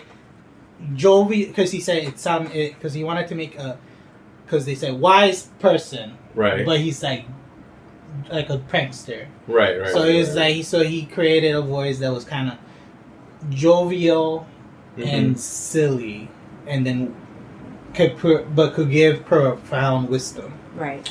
Yeah. When the time is needed. Yeah. Yeah. I get it. oh Lord. What's up, Vic? No, I have a serious one. No, I was thinking, dang. no, I mean for real. Like, I want to see what they're gonna like. Okay, so season 2, I know it's gonna tackle the journey, of Mando finding, Baby Yoda's family, basically. I want to see just how the interaction between Mando and his enemies. Because I know they're like, I know the Jedi are his enemy, but maybe there might be some remnants of them staying with them. I want to see how that interaction is going to play off. Is he going to go out and come in guns blazing? Or is things just going to escalate in a calm yet calculating manner? I want to see how that's going to play out. Okay. Yeah. Maybe that would be interesting. Yep. I only trust GI. All you bitches die. Let it loose. Finally, no joke. Fun fact: the Mandalorians figured that Jedi's, because they can deflect lasers. Oh yeah. They had other weapons that were pretty much guns, but they called them sluggers. They called them sluggers, which shot bullets, but just pieces of metal. And the Jedi's couldn't deflect those as well. So whenever they would try to deflect or hit it, they would just get a face full of shrapnel. Sheesh. So yeah. Which is why they figured out a lot of stuff. That's why they're like the elite warriors, the Mandalorians, because they live for the fight and the hunt and all that good stuff. Yeah, that's dope. Yeah. I'm also interested to see like what Moff's gonna be doing, because now he gotta kind of like gather himself back together since they blew up his TIE fighter. Have that big ass L. Yeah, no, he took that L. He did. That's why he came out that ship like, all right, now you've tested me. Now I'm gonna have to show you the full wrath of Moff Gideon. So that's gonna be dope. Yeah, sorry. You know what I thought when he was crashed? I thought they was gonna go ahead and just check to see if he actually died. Yeah. Well, Yeah, but you know how it is. They gotta be like, all right, this is our chance. He flew over there and blew up. I need to go that way. So I get up out of here. Right. Just in case he survived, I'm not trying to fight. Mando's like, peace, y'all. Right. I'm out. And Mando done used pretty much all of his resources, all his fire. He done burnt up all the fuel out of his jetpack. He shot off his grappling hook that, got yanked when he got pulled by the TIE fighter. He wasted his last, what are those, the whistling birds that he had. Yeah. He used that up, so yeah, they gotta regroup. They gotta get out of there. No, but he still got some weapons, bro. He got his hands. You saw how he came out with that dark saber. Get chopped off by that dark saber real quick. Exactly, real quick. He still got the knife. The vibrating. Made of Beskar steel. Yeah, Beskar steel. Yeah, but still, I mean, he has the dark saber. Please. Ain't no way in hell. They gotta get out of there. Well, there's a theory that that's the same material you can use to block lightsabers, but I'm just gonna leave that door open there. All right. We'll there are blades that can do that. Still, no, regardless, like, you've seen him, like, as cool as he is and as many weapons as he has, he's gotten beaten up before. I don't think he would be able to fight him in that condition. I mean, Boba Fett once again, Darth Vader, but okay. lightsaber to lightsaber. That's Boba Fett. Yeah, that's Boba Fett. Boba Fett don't count. We're talking about Boba Fett. We ain't talking about Boba Fett, I'm talking about Mando right now. All right. As far as we know, he's a favorite. He wasn't really trained. Boba Fett. Oh. I mean, You gotta eat him. Oh yeah. Yeah, but he came out of that, but that's another story. That's another story. That's for another day. time. For another day. Yep. And then hopefully we'll get to see this Kenobi series one day, possibly soon. Oh yeah. Please. Who knows if Kathleen Kennedy can just calm down for 2 seconds and stop scrapping the script before it gets done. So we'll see what happens with that. No, that series should be like Mandalorian. So if it's like already a Western, then Obi-Wan's series should be more like a samurai film. Oh yeah, definitely. Definitely. Like, Definitely. Lone swordsman. Yep. I mean, they Yeah, kind of definitely like the lone are. swordsman. Just their fighting style's not. As far as what? it's, Like the storytelling. And No, I mean the way the Jedi are trained, it's very disciplined, like samurai. Of It's just the samurai. way yeah, and the fight. stance that Yeah, they yeah. take. The way It's they the first hold their stance, saber, but yeah. the way they fight after that, it's like, that ain't samurai. What the fuck is Nah, that? they freestyle. after They learned from the school of The Witcher. that. Yeah, they From just the way they freestyle. fight. They do their own thing. like, yeah, sorry. After that mess of Rise of the Booty Scratcher, she needs to calm down. And on that note, Hey, you kept it. Kevin, you want to close us out, Kevin? Christian dating online right there. Thank you for listening to the Six Frame Podcast. You could now catch us in almost everywhere because we are in almost every platform. Spotify. What's that new one?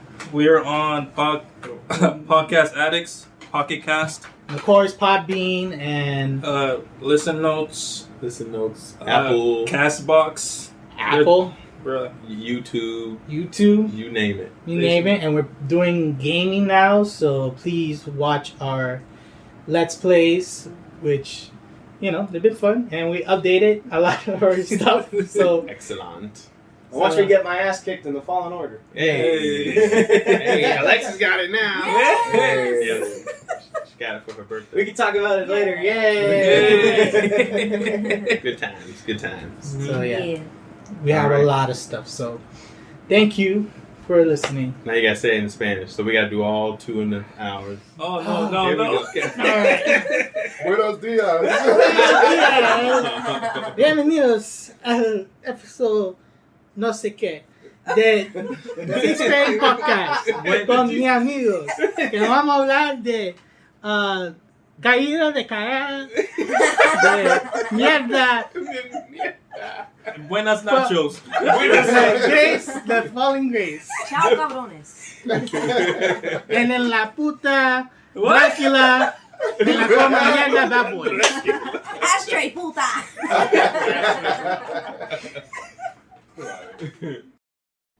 And thank you for listening to another Six Frame Podcast. If you like what you hear and you want to hear more, email us at sixframepodcast@gmail.com. That is sixframepodcast@gmail.com. You can also catch us on Facebook, Instagram, and Twitter. 6 Frames. Don't forget to rate and follow us on our Apple Podcasts and Podbean. And our YouTube. Don't forget to subscribe to 6 Frames and ring that bell for notifications so you never miss another episode. So what are you waiting for, nerd? Subscribe, like, rate, do all that stuff. And I'll catch you on the next one. Peace.